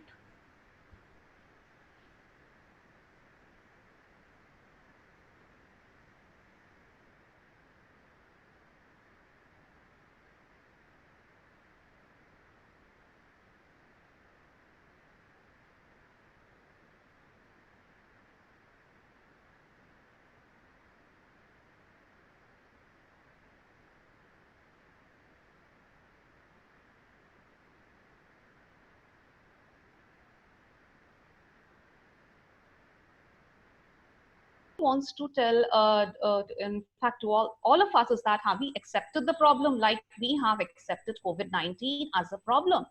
Acceptance should be the first thing which should be in the minds of the people. And the second thing is, have we communicated to people the seriousness of the problem? Because air pollution is, after all, a silent killer. Unlike COVID-19, have we communicated with people about the air pollution using a separate portal, or the actions about the health precautions advisory? So all these things, Vinay Trivedi has tried to find a corollary between the different countries.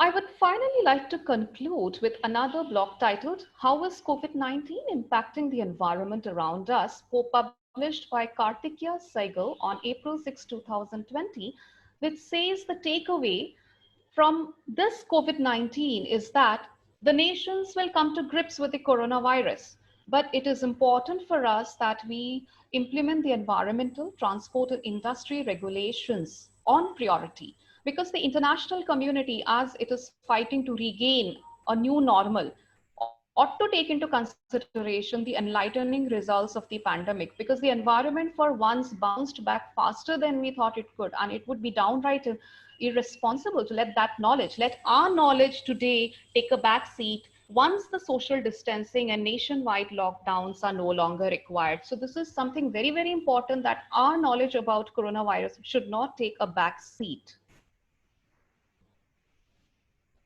So that was all about the different blogs. Thank you very much for giving me the opportunity to share my ideas And alerts us to our responsibility to read these kinds of blogs and take them into our critical thinking. I now invite Maria, who had not been able to share her screen earlier. Maria, please start sharing your screen, and Nikki, kindly stop sharing your screen.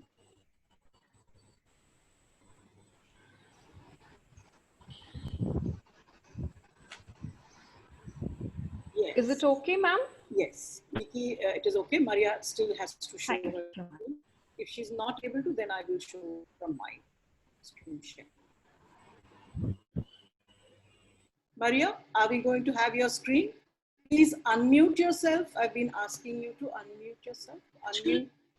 I'm having a lot of difficulty in sharing the screen. All right, shall I do that then? Okay, I will share the screen. I will share my screen.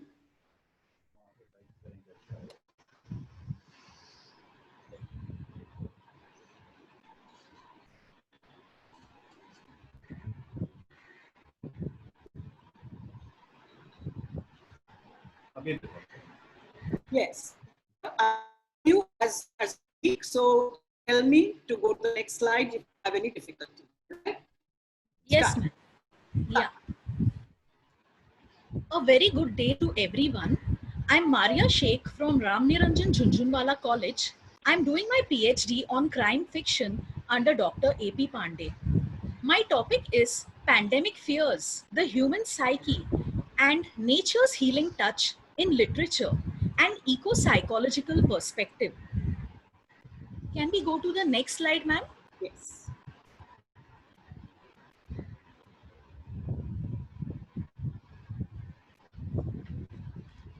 The basic principle of eco-psychology is that it deals with the wonderful association of the human psyche with other human beings and nature. One of the most important points in this paper from the purview of eco-psychology is to examine the role of the human psyche in subduing nature and other human beings, therefore bringing about the destruction of the whole natural habitat. Next slide, please, ma'am.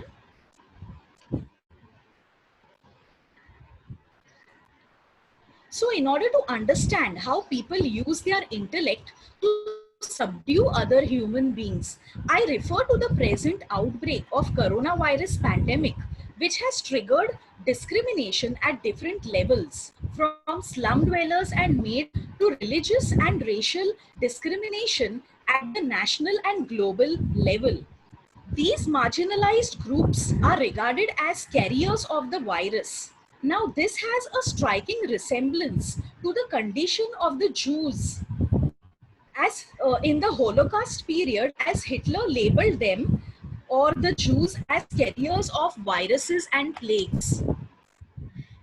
Now, an eco-psychological reading of Holocaust writing brings to light how Hitler was obsessed with the idea of a pure German race. And he also influenced the people of his nation into accepting his racial ideology. He also manipulated nature by exploiting the geography, climate, and topography of nature to slaughter the whole Jewish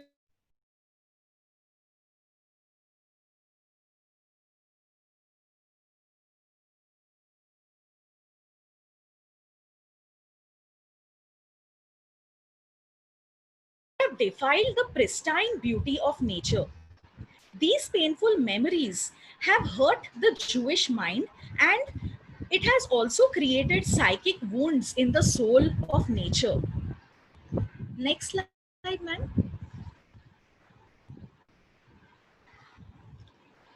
Now, this slide shows that war is not for humankind because killing human beings disrupts the whole natural order. The killing of millions of Jews is equal to the mindless destruction of natural species and human beings.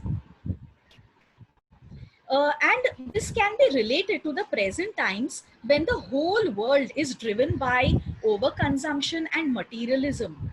During the lockdown period, every individual has realized that the whole biosphere is moving into a pandemic realm worse than today.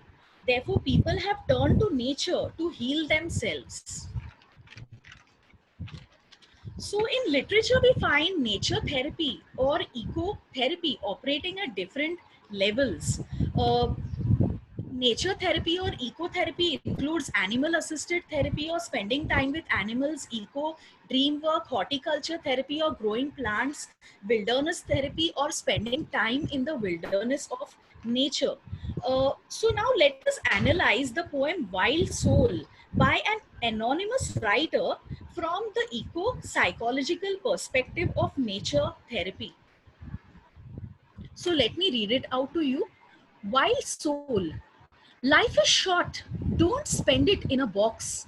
Add a little wildness to your soul. To catch your dreams, a floating cloud. To lose your worries, a silent lake. To find your calm, a friendly forest. Staring at a box. Don't stay stuck. Add a little wildness to your soul. To still your mind, a singing stream. To fill your heart, tiny flowers. To tune your soul, a wandering trail. To nature we return, bound in a box. Before you go, add a little wildness to your soul. So the poem Wild Soul is a wonderful example of ecotherapy or nature therapy. The poem has a therapeutic effect because nature heals our troubled psyches. Nature has everything. It has a floating cloud to catch your dreams, which implies the working of dream therapy. The friendly forest, flowers, and the singing stream imply the practice of the wilderness therapy for healing the psychic wounds of the human soul. So, to conclude, we are facing the coronavirus pandemic because powerful people dominate other human beings and nations, and they destroy natural resources in order to further their own political goals. Natural landscapes painted in literature connects them to nature so that they give up their selfish motives and recognize their own place and that of their fellow human beings in the natural order of the creation. Thank you. Thank you so much, Maria, for this very illuminating, very interesting presentation. I now invite Vineet to now start his video and address us, please. Yes, ma'am.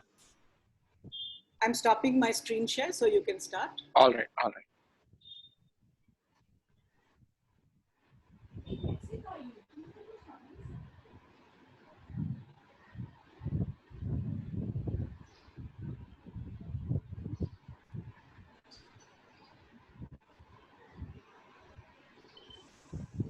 That is the video screen that you're showing. We need to see this one. We need to see, are you showing this one? Okay, all right. Yeah. Okay. The PowerPoint presentation, ma'am. All right, okay. Is it visible? Yes, it is. It is. You're audible Okay. and no problem. Go ahead. Yeah. All right. Good afternoon, everyone. I'm Dr. Vineet Institute Matunga. Roy, ma'am, thank you for this opportunity. The title of my presentation is Marginal Men as Unsung Eco-Heroes in Pandemic Time. As we know, in India, positive cases of COVID-19 have been increasing rapidly since the first outbreak, which was reported in Kerala on January 30th. The pandemic had put the country under prolonged lockdown since March 25th. During this lockdown, some specific group of people, doctors, nurses, health workers, police personnel, security staffs, and so on, have been working around the clocks to save our lives. Of these groups, the one group that rarely receives appreciation for their service are the sanitation workers. So today, I would like to talk about the ground reality of this issue in context to post-COVID-19, and then relate it with the literary works which deal with the socio-political situation in the backdrop of pandemic. As Prantik Banerjee sir rightly said, big crisis produces great literature. Sanitation workers are the mostly from marginalized section of the society. They are often forced into this occupation because of their caste. Compared to other groups who are at work during lockdown, the sanitation workers, especially manual scavengers, who are generally men, are the most vulnerable because they come in direct contact with the several kinds of waste which are hazardous if exposed to even otherwise. Imagine them working without any safety measures in this horrifying situation of pandemic. Not only do the sanitization workers deal with cleaning and disposal of waste from our living premises, they also have to deal with the cleaning and disposal of medical waste. During pandemic, direct contact with the waste make them more prone to viruses, and they may infect their family members as well.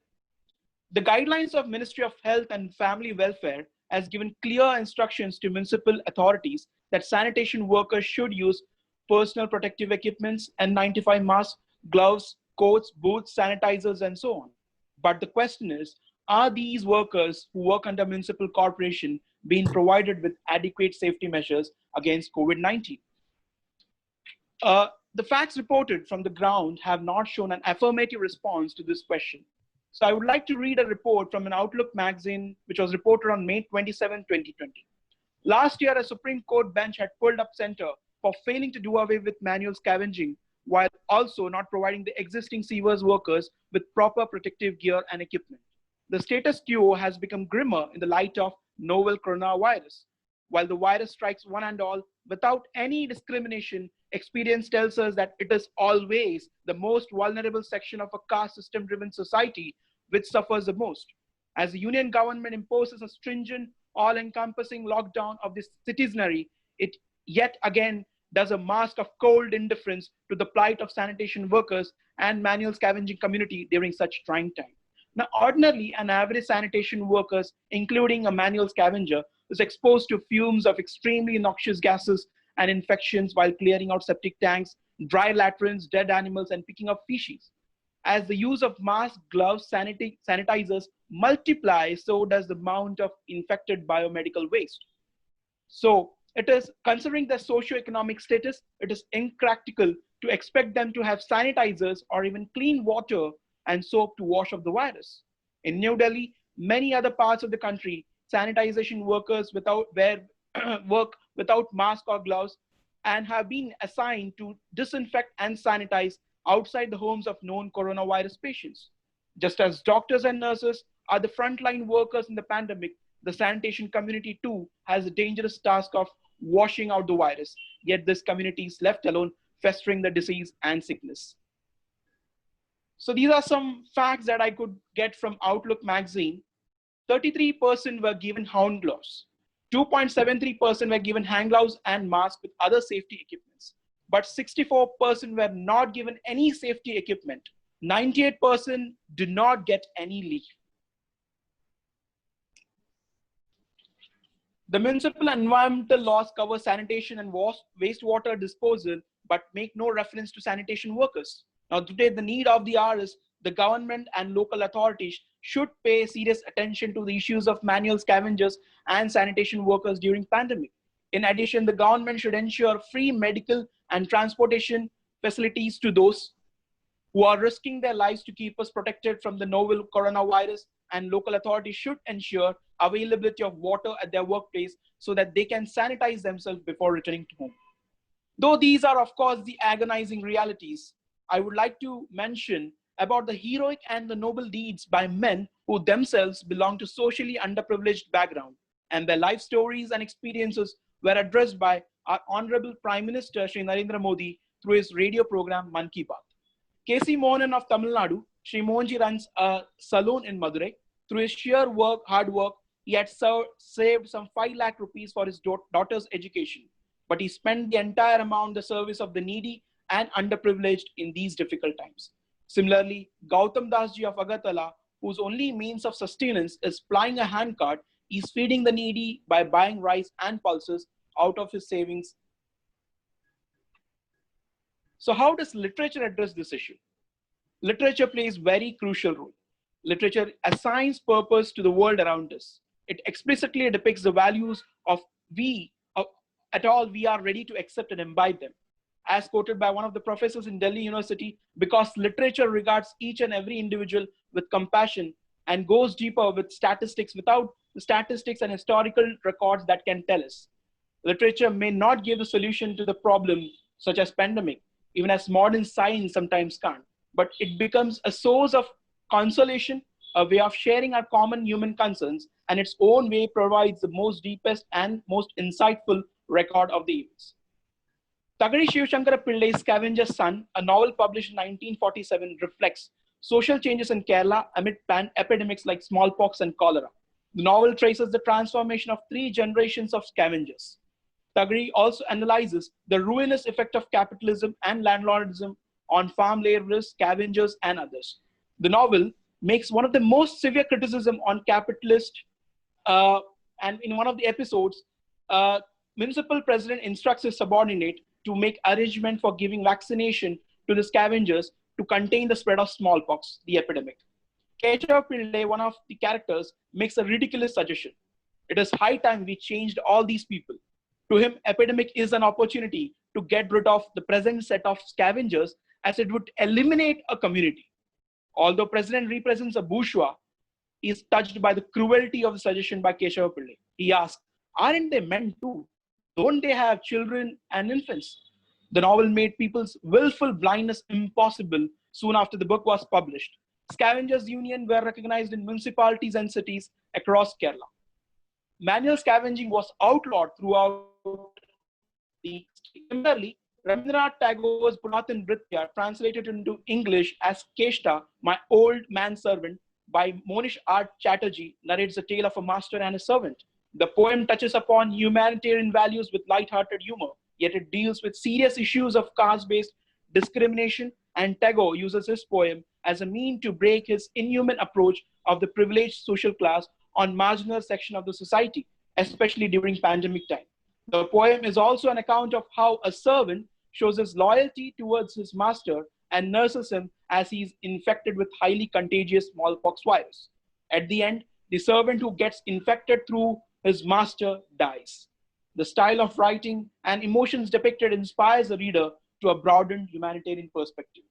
I would like to conclude my presentation with a quote by Mr. Vishal Shukla, the convener of Safai Karmachari Andolan from Maharashtra. A little empathy will do everyone good. The public should pack the refuse in strong disposable bags that they don't tear off and help reduce the risk of direct exposure for the trash collectors. Masks, gloves, and boots are given to select few, and rest don't even protest. Who wants to lose out the income even if it comes at the cost of the death? Thank you. Thank you so much, Vineet, for this scintillating presentation. This is really something which should be at the center of our thoughts, especially as we are, urban dwellers producing so much of waste every day. Short step away from the center of this present day turmoil are, of course, the broader ambit of the city. And we now turn to 2 presentations, the last 2 which discuss the city, and they talk about the way that the urban dwellers are negotiating space and place in the pandemic at the heart of the city. I now turn over this presentation to Savita Sukumar. Thank you. Thank you, ma'am. Good afternoon, everyone. So may I share the screen, please? The screen is now yours. I'm Dr. Savita Sukumar, and paper is titled Mapping the City, Negotiating Urban Spaces and Places in a Pandemic. My paper aims to understand and analyze how spaces and places in urban environments become dangerous in the wake of an epidemic, with particular reference to Daniel Defoe's Journal of the Plague Year and the city of Bombay during the plague. You might make it a slideshow with full screen, or is it all right? Ma'am, it's fine. I think it's visible to everyone. Yes. Yeah. Thank you, ma'am. Place, space, and literature are seen as points of convergence for any writer. Combined with interdisciplinary approaches of geocriticism and eco-criticism, urban eco-criticism tries to understand the cartographic configurations of place and space as essential to literary narratives. And they also help us to understand the real and imagined spaces that exist within the ambit of urban eco-criticism. Though the ideas of space and place require each other for definition, you can see on the presentation slide some of the keywords about space and place that I have taken by studying Tuan in his book, Space and Place, The Perspective of Experience, and also Lewis Mumford, The Culture of Cities. Cities are studied as living embodiments of spaces and places inhabited by human and non-human by giving it a definite shape, character, and identity. A city is known through passage of time, its history, civilization, geographical locations, cultural landmarks, artifacts, and urbanization. In fact, Lewis Mumford compares the city to a conscious work of art. And he says, with language itself, it remains man's greatest work of art, unquote. Daniel Defoe's Journal of the Plague Year, that has been read as one of the pandemic narratives, in fact talks about the city of London and how it has been visualized, or rather reimagined, as spatial data and spatial imagination by the writer. It gives a detailed account of the plague that struck England in the year 1664 and continued throughout 1665. Through the bills of mortality and the parishes as geographical sites of the plague, Defoe expresses displacement of the people of London during the plague. He also describes the importance of place, space, and the emotions connected to the space. And he also talks about the link between the individual and the city. The writer maps the journey of the epidemic through the city of London and how the city mourns the loss of its citizens. And I quote, "This was a very terrible and melancholy thing to see, and it was a sight which I could not but look on from morning to night. For indeed there was nothing else to be seen. It filled me with very serious thoughts of the misery that was coming upon London," unquote. What Defoe tries to find it difficult is how the topography of London that has been altered. During his walking excursions, as he calls, he finds it a very subversive manner, and he finds it difficult to see how London has literally been altered. He says, "The face of London was now indeed strangely altered. I mean the whole mass of buildings, city, liberties, suburbs." He also personifies London as a human being mourning the huge loss and impact on its citizens. He says London might well be all in tears. Though the personification of spaces and places, Defoe stresses the human aspects of the plague as well. Coming now to the city of Bombay, it witnessed the outbreak of the plague in the year 1896, and it entered Bombay through ships from Hong Kong. It spread easily in damp, unsanitary conditions and inadequate sewage infrastructure. It lasted for more than 20 years and it almost claimed 10 million lives in India and 1.5 lakh deaths in Bombay alone. But what changed was the topography of Bombay after the epidemic. The Bombay Improvement Trust was set up to reshape the city, which involved widening of the roads and creation of suburbs like Dadar and Sion Matunga as places of living. Many of us are familiar with these images. We must have seen them on the television, on social media, as well as on newspapers. What is unusual about this pandemic? It is making us rethink our environments. It is making us more aware of our lived and imagined environments and spaces. To conclude, COVID-19 or this pandemic has brought together architects, urban planners, academia, philosophers, intellectuals to think of cities.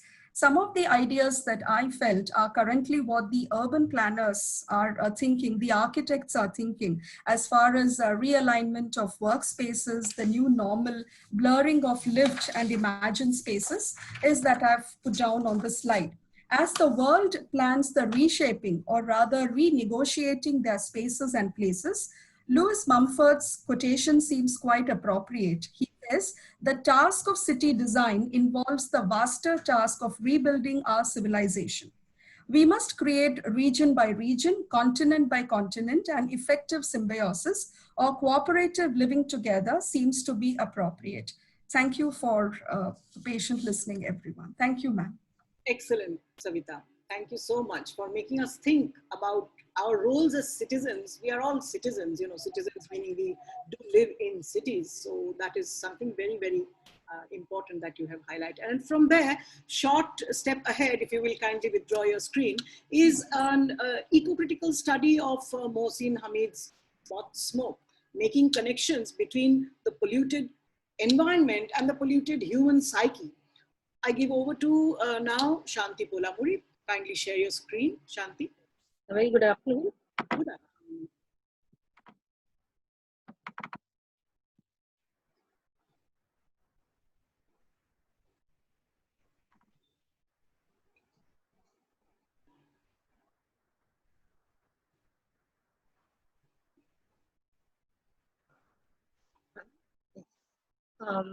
A very good afternoon to everyone. I'm Shanti Polamuri, Assistant Professor at Maharashtra College of Arts, Science and Commerce, and currently a research scholar at RJ Center. My mentor and guide, Dr. Neeta Chakravarti. I thank you for this platform to present my views. I've taken reference to my main text for the day is Mohsin Hamid's Moth Smoke. The title of my paper is The Parallel Between Polluted Environment and Polluted Human Psyches, an Eco-Critical Study of Mohsin Hamid's Moth Smoke. Basically, my paper examines moth smoke as a representation of his society. That is, our writer, he hails from Pakistan. His society's ecological relationship with the living and non-living world, recognizing the complex, altering relationship between the environment and the social sphere. The novel is set in Lahore, a city which is polluted by vehicle and air conditioning exhaust, heat, dust, and smoke. Living in a metropolis like Mumbai, we are aware of all this and the fact that air pollution has become a part and parcel of our lives.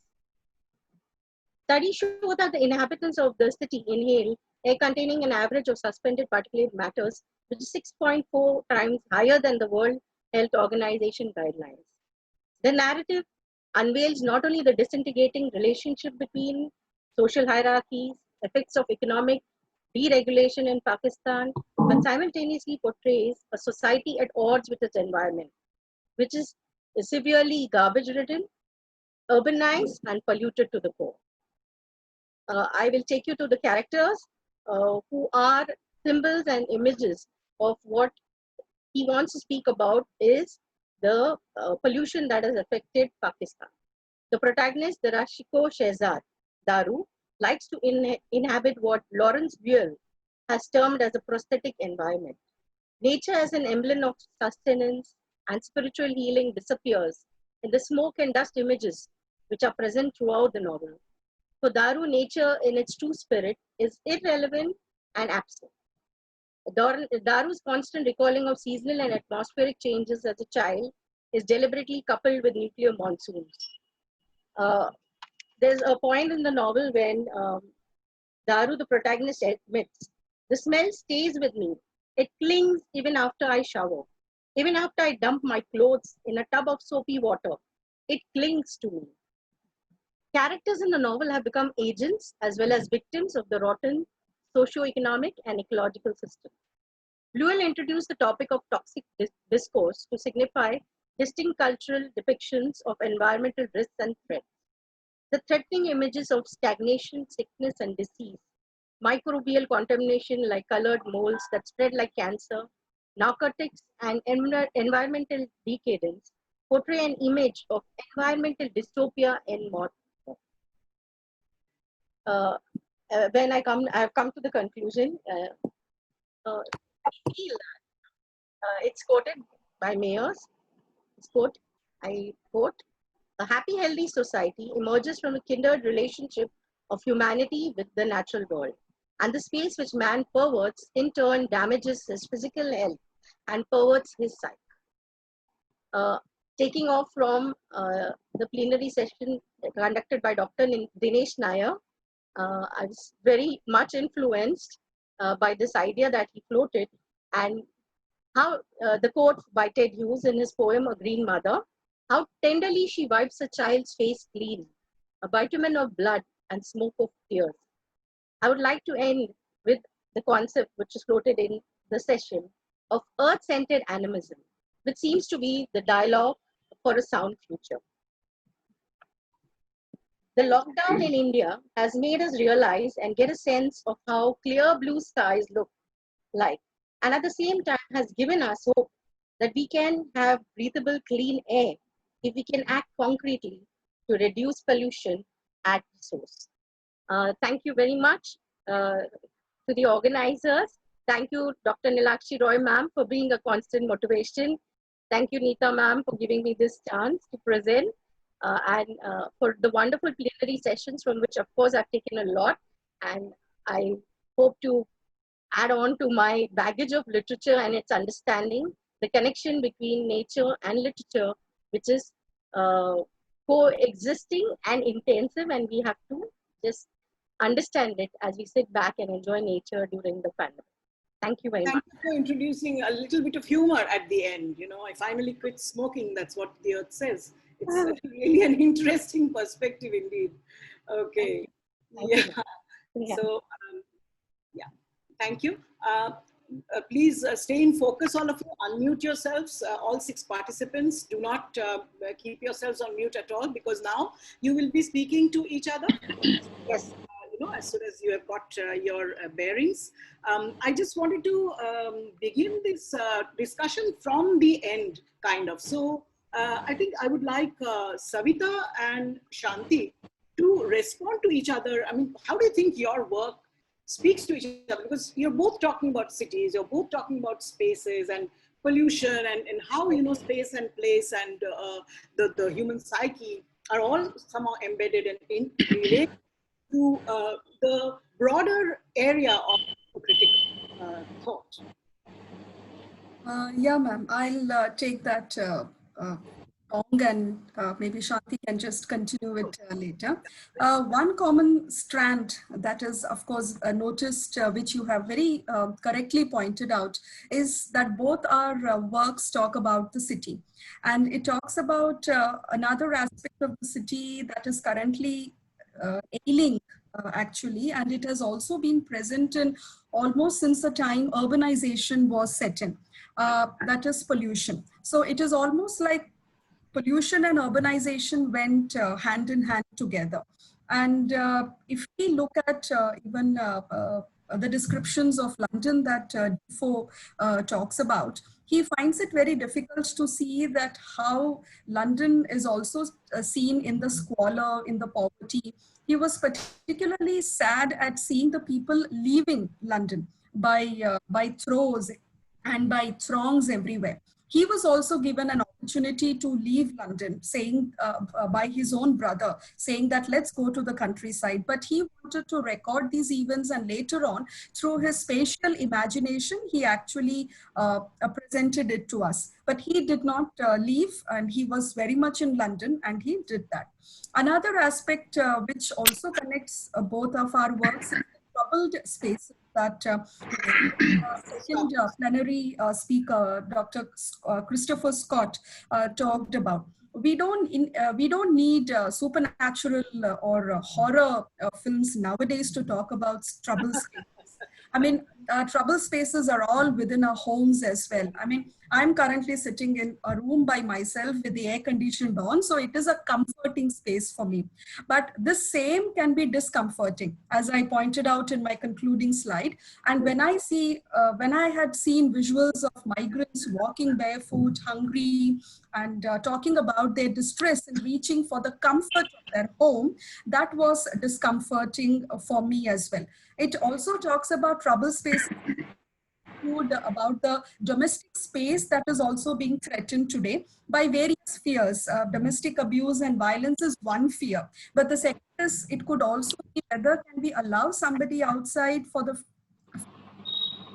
another thing, that stagnation, which is of her work, or the sickness that we call, is the sickness, I suppose, is everywhere. The malaise, it's also within us. It is also in the real space, in the imagined space. Yes. Because probably we are all in a very overactive imagination. Hyperactive, yes. We are thinking of the microbes, or we are searching for viruses. Where could it be seen? Are they seen on the workspaces? Are they seen on the countertops? Or are they seen on in the garden? It is as if we want to, and the media has been showing the visuals of the coronavirus and the way the virus looks. So we've all been trying to make it bigger than us, and I suppose that is how it could be. So over to you, Shanti. Constantly referred Yes. to the plenary discourses. Yes. Yes, Shanti, continue. Yes, ma'am, of course, the whole idea of trouble spaces, the fact that the elite, or whether it is the poor, everyone is going through this pandemic. Their reactions, their psychological distress,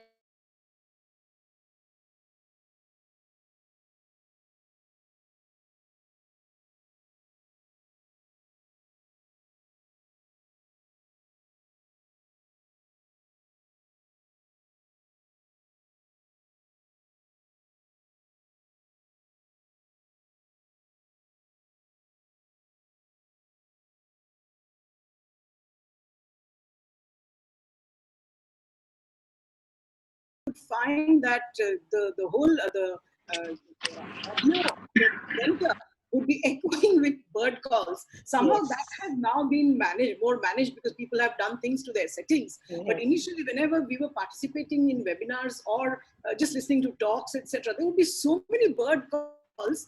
It was, I mean, even though it was not happening in your room, you could still hear it because somebody else was operating from a city where the birds have suddenly become active and repossessed, reclaimed them. Yes.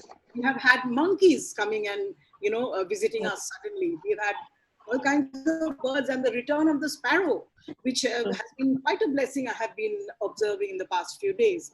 Okay, so I think I would like now to turn to Vineet and Maria, because in some ways I feel that, Maria, would you say that the marginalized men would be the heroes that you were looking for?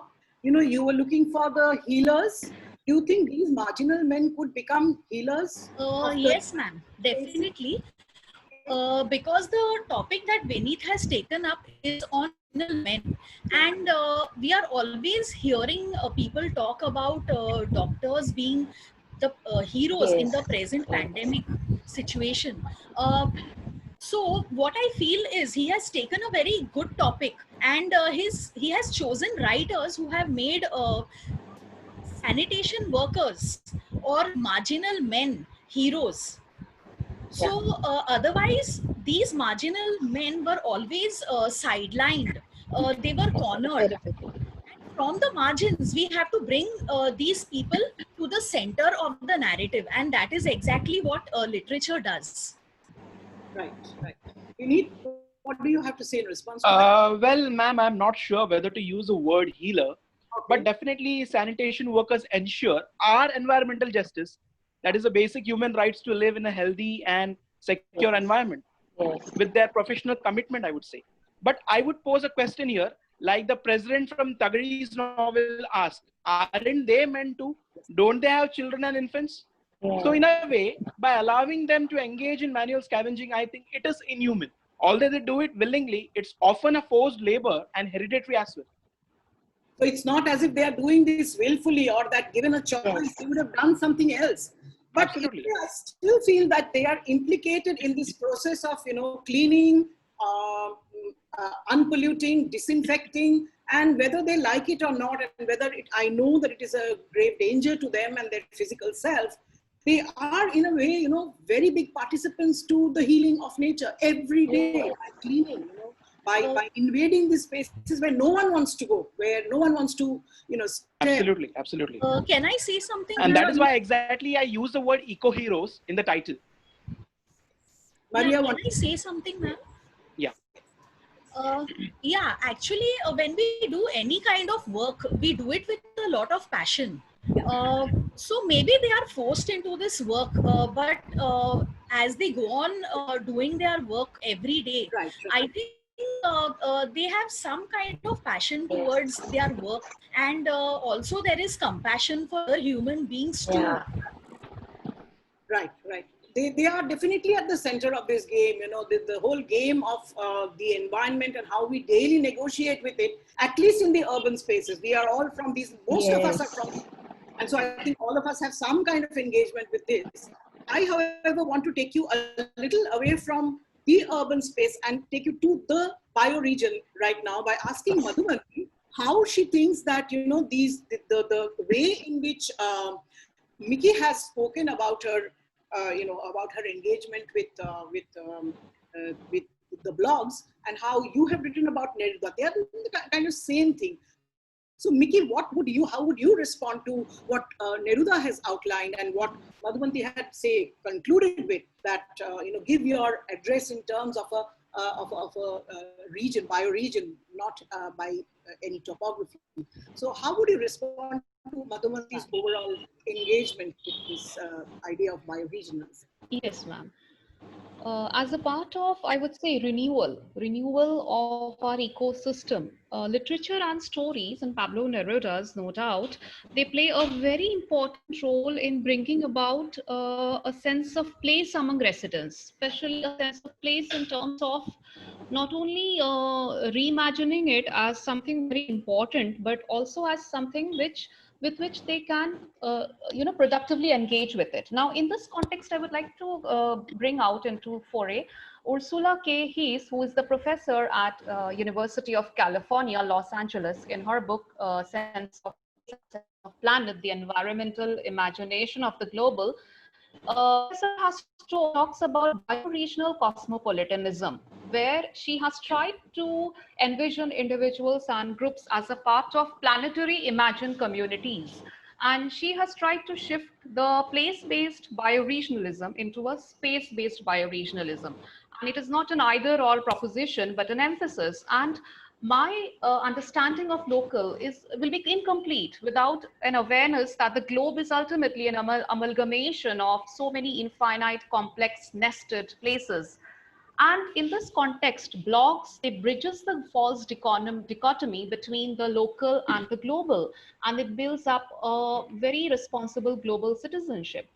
The next question, Nilakshi ma'am, which you had asked about the address, that is by Peter Borg, who is one of the, he's the founding father of bioregionalism, one of the founding fathers, and he also has a blog which is Bioregionalism Tria.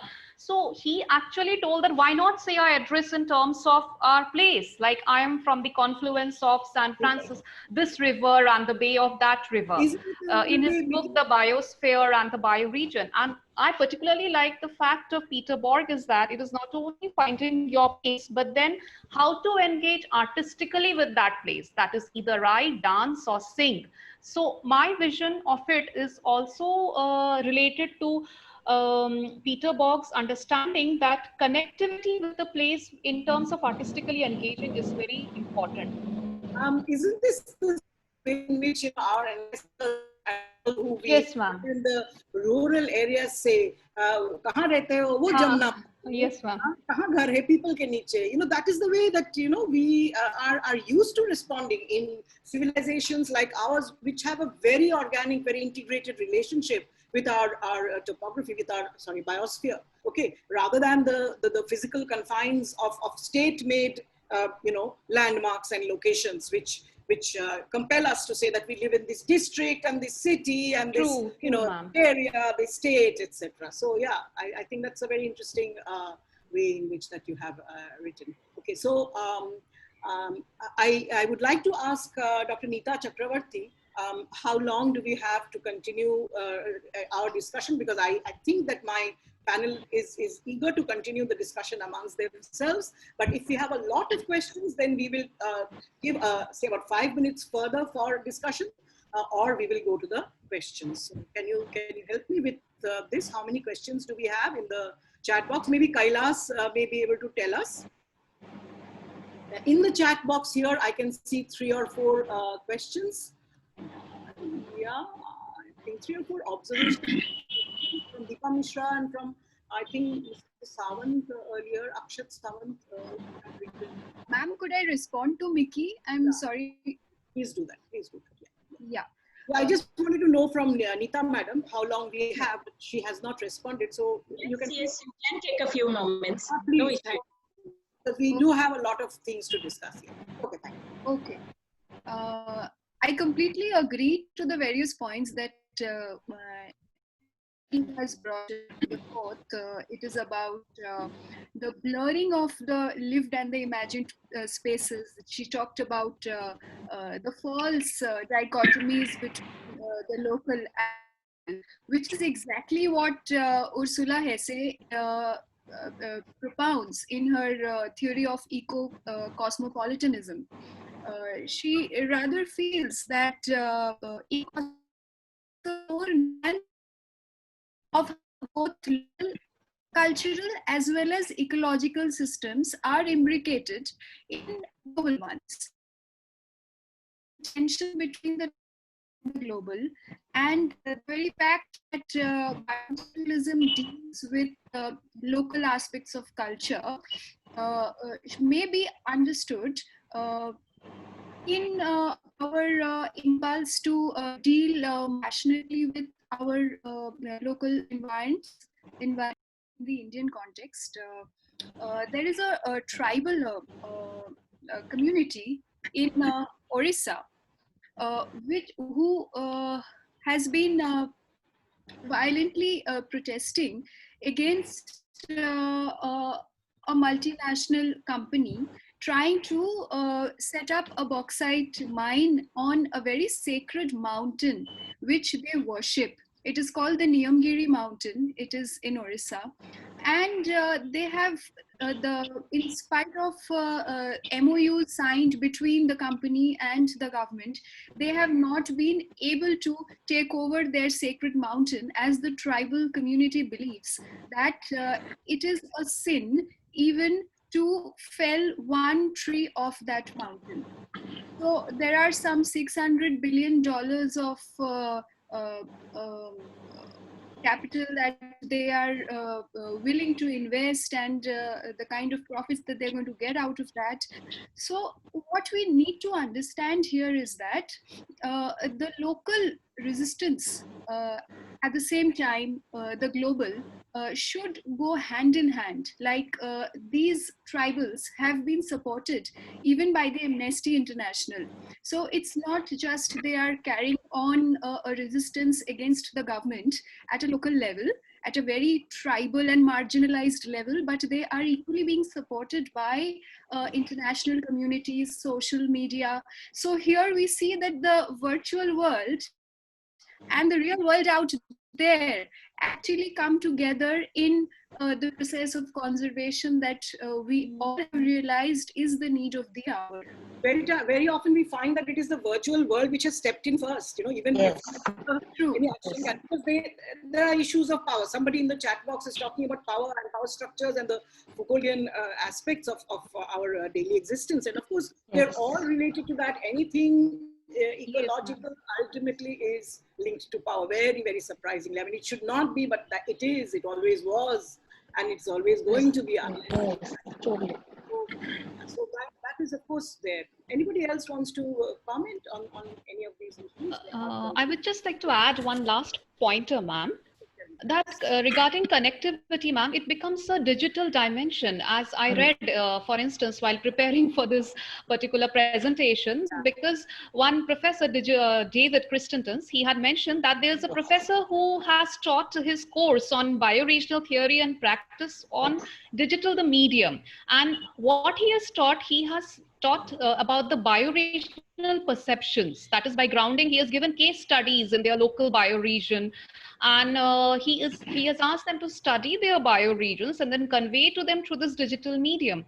So we can see how he is, taking an initiative, a compelling and a very inspiring case for all of us to teach bioregional precepts in cyberspace, especially in this case of electronic milieu. So this was something which I would like to add. Thank you. In the morning itself, which was also talking about digital humanities, and it's how it is now getting interpolated into this world of eco-critical discourse. So yeah, anyone else? I think Vinit is waiting. Ma'am, one question to Maria, ma'am. Maria, ma'am. Yes. Yes. Yeah, you had mentioned that Hitler manipulated nature by exploiting its topography. Could you please elaborate on it? I'm just curious to know about it. Yes. Actually, the line was that Hitler manipulated nature by exploiting its topography, geography, and climate. So in my work, Elie Wiesel's Night, all the Jews are pushed into concentration camps, and they are exposed to the wilderness of nature, and of course the climate at many points of time is very harsh. They have to suffer through the cold weather. They are made to actually give their shoes to the other soldiers, and they have to walk barefoot on the ground. All right, and the protagonist of this novel actually has swollen feet, and his feet are about to be amputated, but the doctor saves him. So it looks as if man is suffering because of this other side of nature. But then also nature has its healing side. This protagonist actually wears shoes, and the mud covers his shoes because he's walking in sinking sand, he's walking in the muck. So his shoes are covered with lot of muck. So what happens later on is the soldiers do not notice his shoes because they are covered with mud, and they are kind of camouflaged with the soil, right? And then he thanks God for the soil on the ground. And that is how, there is a kind of re-establishing of the bond between man and nature. Secondly, another way how Hitler manipulated nature, there is an important work. It is a novel by Siegfried Lanz, Exercierplatz. Okay, the name of the work is Exercierplatz, in which we come to know that actually Hitler manipulated nature by bringing in kind of green politics. What he did was he instructed people to cut down trees which are of foreign origin. Okay, so trees which are non-Germans, which were not from Germany, had to be cut down. So later on, what happens is all these trees are cut down, and it of course talks about deforestation. And when all these trees are burnt, it signifies how these burning piles of Jewish bodies were buried in mass graves later on. So burning of these trees can be related to the burning of piles of Jewish bodies of the Jews. Okay, thank you, ma'am. So that is how he actually used his psyche to manipulate nature. Okay. Thank you so much. Thank you. Anyone else wanting to make any comment, or are you waiting for your questions? We can do it either way. Ma'am, could I just add a comment? Yeah. Ma'am, there's a very, speaking to Mickey, a very interesting blog entry which she has cited right in the beginning, where climate is a character. And the climate addresses a publicist, probably the blog publicist, and trying to say something. So it is extremely interesting how this agency of saying something, speaking something, and in fact creating a discourse of itself. So this is more than what we understand by biosemiotics, where a non-living entity is given all living properties, and the climate not only speaks for itself, it actually creates a discourse and the kind of in-depth analysis that the blog is doing. So I think this is very interesting in the way climate has been given a semiotic agency. So, and it is a very, very bioregional aspect, a deeply rooted bioregional aspect, and a kind of connection between the two of our presentations. Not just an organism, not just a plant, not just a flower, not just a bird or an animal, but the entire climate, entire biodiversity, the entire world. It was the world speaking. Yeah, that I have quit smoking. That was true. A very nice thing. That is another visual that I think Shanti ended with. Yeah, so very interesting. Yeah, I think Neeta, I'm going to have to ask you to let in the questions. Read out the questions. One of them is from Suja Pramod.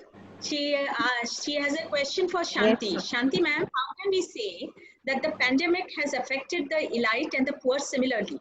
How? I think I don't know whether I was very clear when I made that statement. It's not similarly, in a different way. Like if you look at the migrant workers, then the feeling of going back to their home, it brought tears to our eyes when we saw them make those journey back home. So their reaction to this pandemic is different from what we would see in the elite world, who could see the social breakdown in their life, where they cannot connect and their psyches are affected. I didn't say they were similar. I meant everyone is affected by this pandemic in a different way. There's no one who's escaping it. We all are in it. We are all in it, and we all will be able to fight it only if, or at least see a better tomorrow, if we take a step today. Okay, the next question is by Akshat Shukla. He has this question for Vineet. Yes, there are doctors as well who are most exposed to pandemic, and they are also forced to work day in and out to help us. So I don't find issues of marginalization here. According to you, what practical action the government should take to protect the health of municipality workers, whether they should be provided with some incentives? I think Of that course. this is slightly more, let us say, civic responsibility type of a question rather than an eco-critical question. However, if Vineet would like to respond, I don't mind.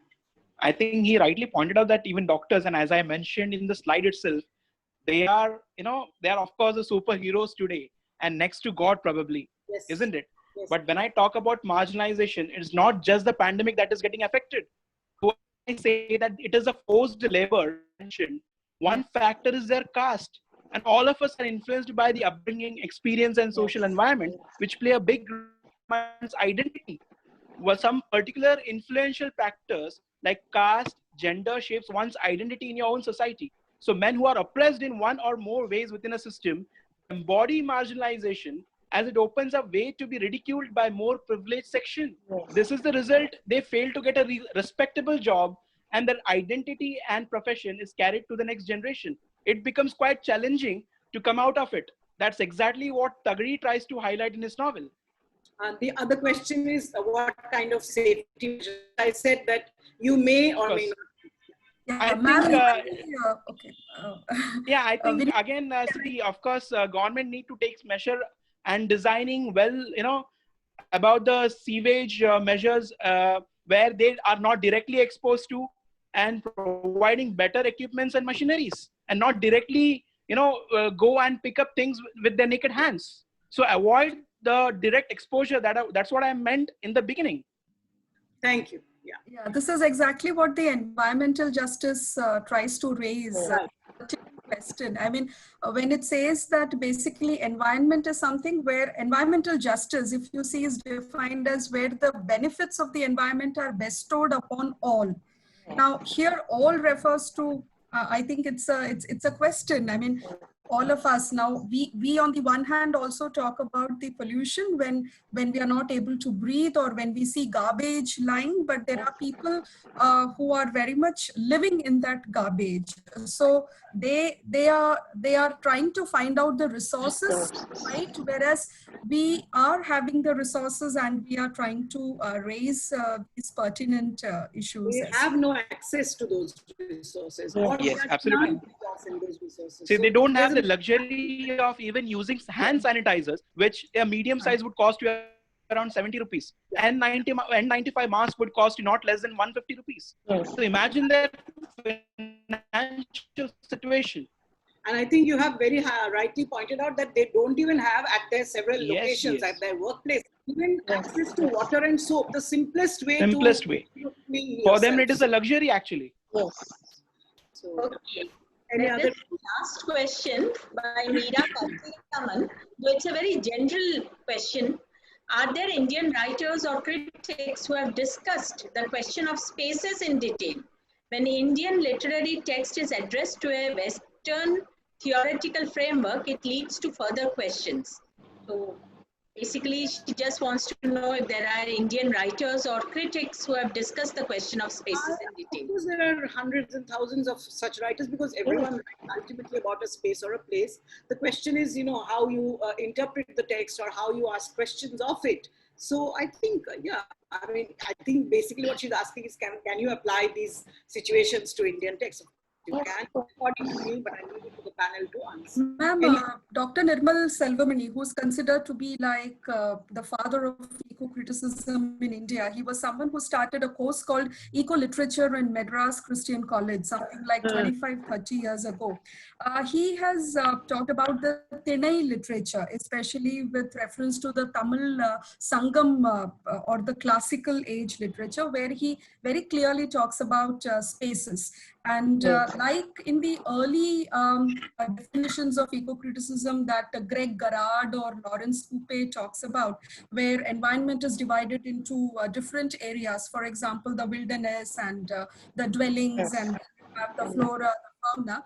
Similarly, you also have Dr. Nirmal Selvamani dividing the Thinais into Marudal, Natal, for example.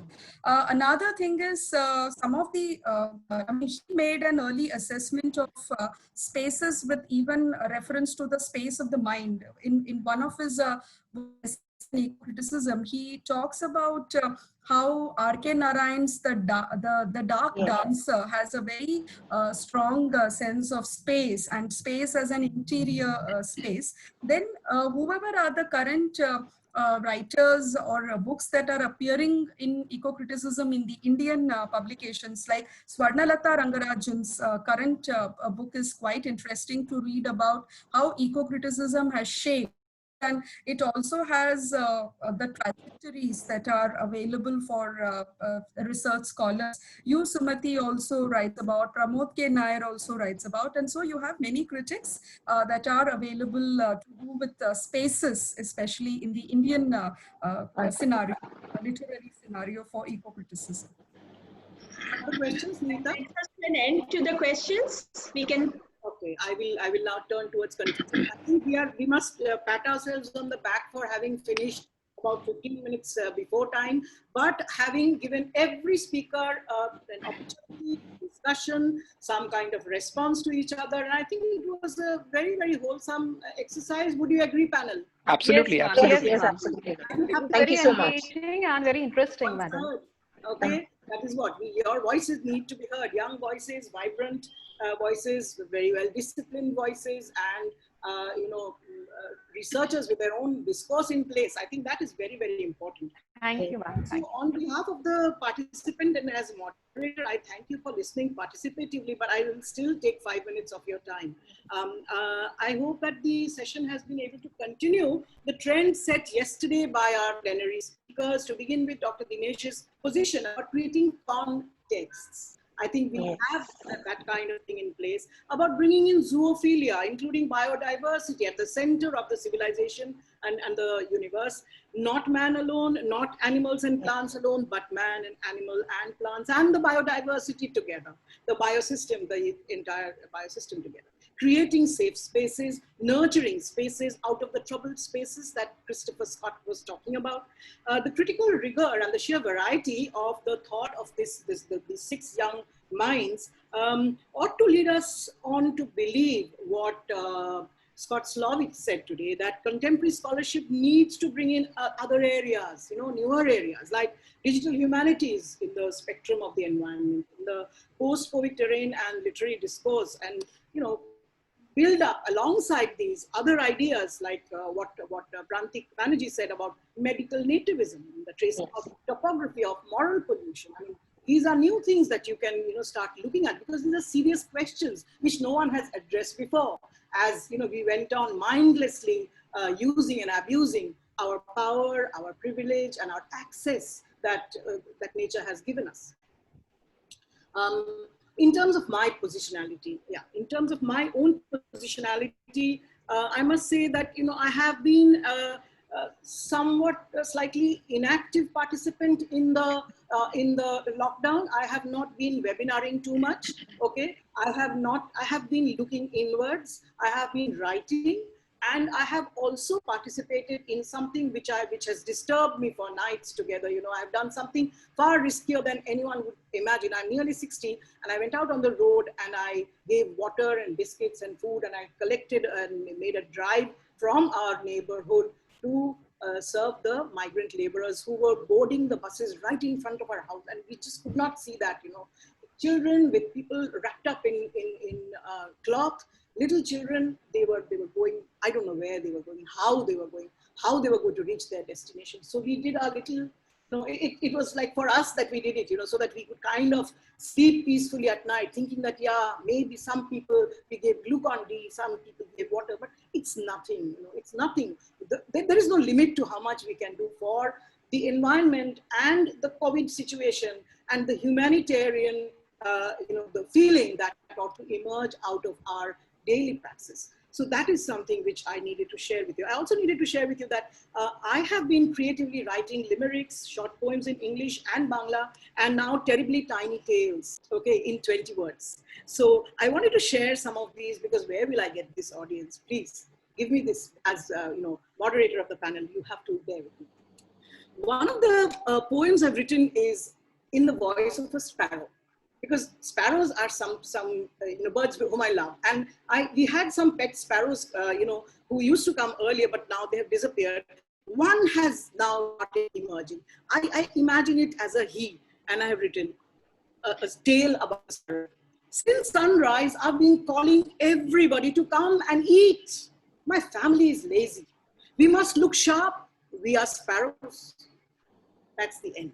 Okay, so. Wow. So 20-word tale goes. It has to have a short climax in the last 3 words. Yeah. Now, another one which takes you to this idea of man and beast, man and nature together. With great dedication, each walked their dogs daily. Somehow their timings matched. Will love bloom in the time of lockdown? Wow. Wonderful. Beautiful. I really enjoyed writing this. I don't know how this emerged. It's not that I've seen anyone doing it, but I just thought. And another one, which again brings marginalized women back into the picture. I know she's very lonely. I know she's very lonely. She would tell me everything as I worked. I hope she's not sad, my madam. It is the maidservant writing. So nice. So nice. She knows that her madam has a disturbed life. Yes. Yes. Wonderful, ma'am. So there are different ways in which you can you can imagine the reality of the ground. And these are some of the ways in which I had responded. So it's not always that one is an eco-critic and one is branded, that one has articles about this, but one is, I think, always, if one is humane, one is born and one dies and eco-critic. Okay. And so I hope I'm able to transform myself towards spirituality, which is the direction towards which eco-criticism is ultimately to take you. I hope it leads you all there as well. And it should lead you, my respected audience. With humble thanks, the panel and myself take your leave.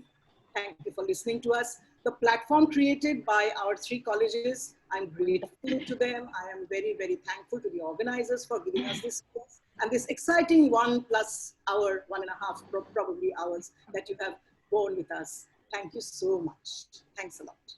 Thank you, ma'am. Thank you, everyone. Thanks for everything. Thanks a lot. This panel discussion, I feel, is a fitting finale to our web conference where young researchers have expressed themselves. I thank Dr. Nilakshi Roy, the panel moderator, profusely for having done such a wonderful job. Thank you so much. They're the ones who did the job.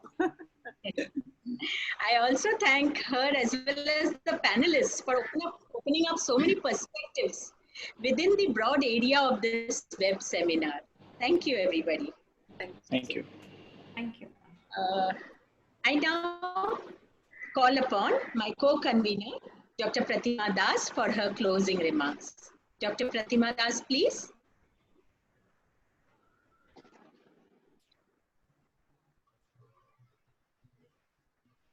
Dr. Pratima?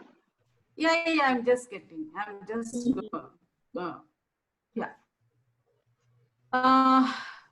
With the panel discussion on eco-centric literary and cultural engagements, we come to the conclusion of the 2-day International Web Conference. We have been deliberating for 2 days on the ways in which the pandemic has triggered new paradigms in humanities and literary studies. We have successfully mapped the terrain of the pandemic and cultural expressions. Thank you all for being with us over these 2 days. Over to you, Dr. Neeta. Okay, thank you for that, Dr. Pratima Das. All good things essentially come to an end. So, finally, I now invite Dr. Maria Sheikh to propose the vote of thanks. Dr. Maria Sheikh? Neeta madam.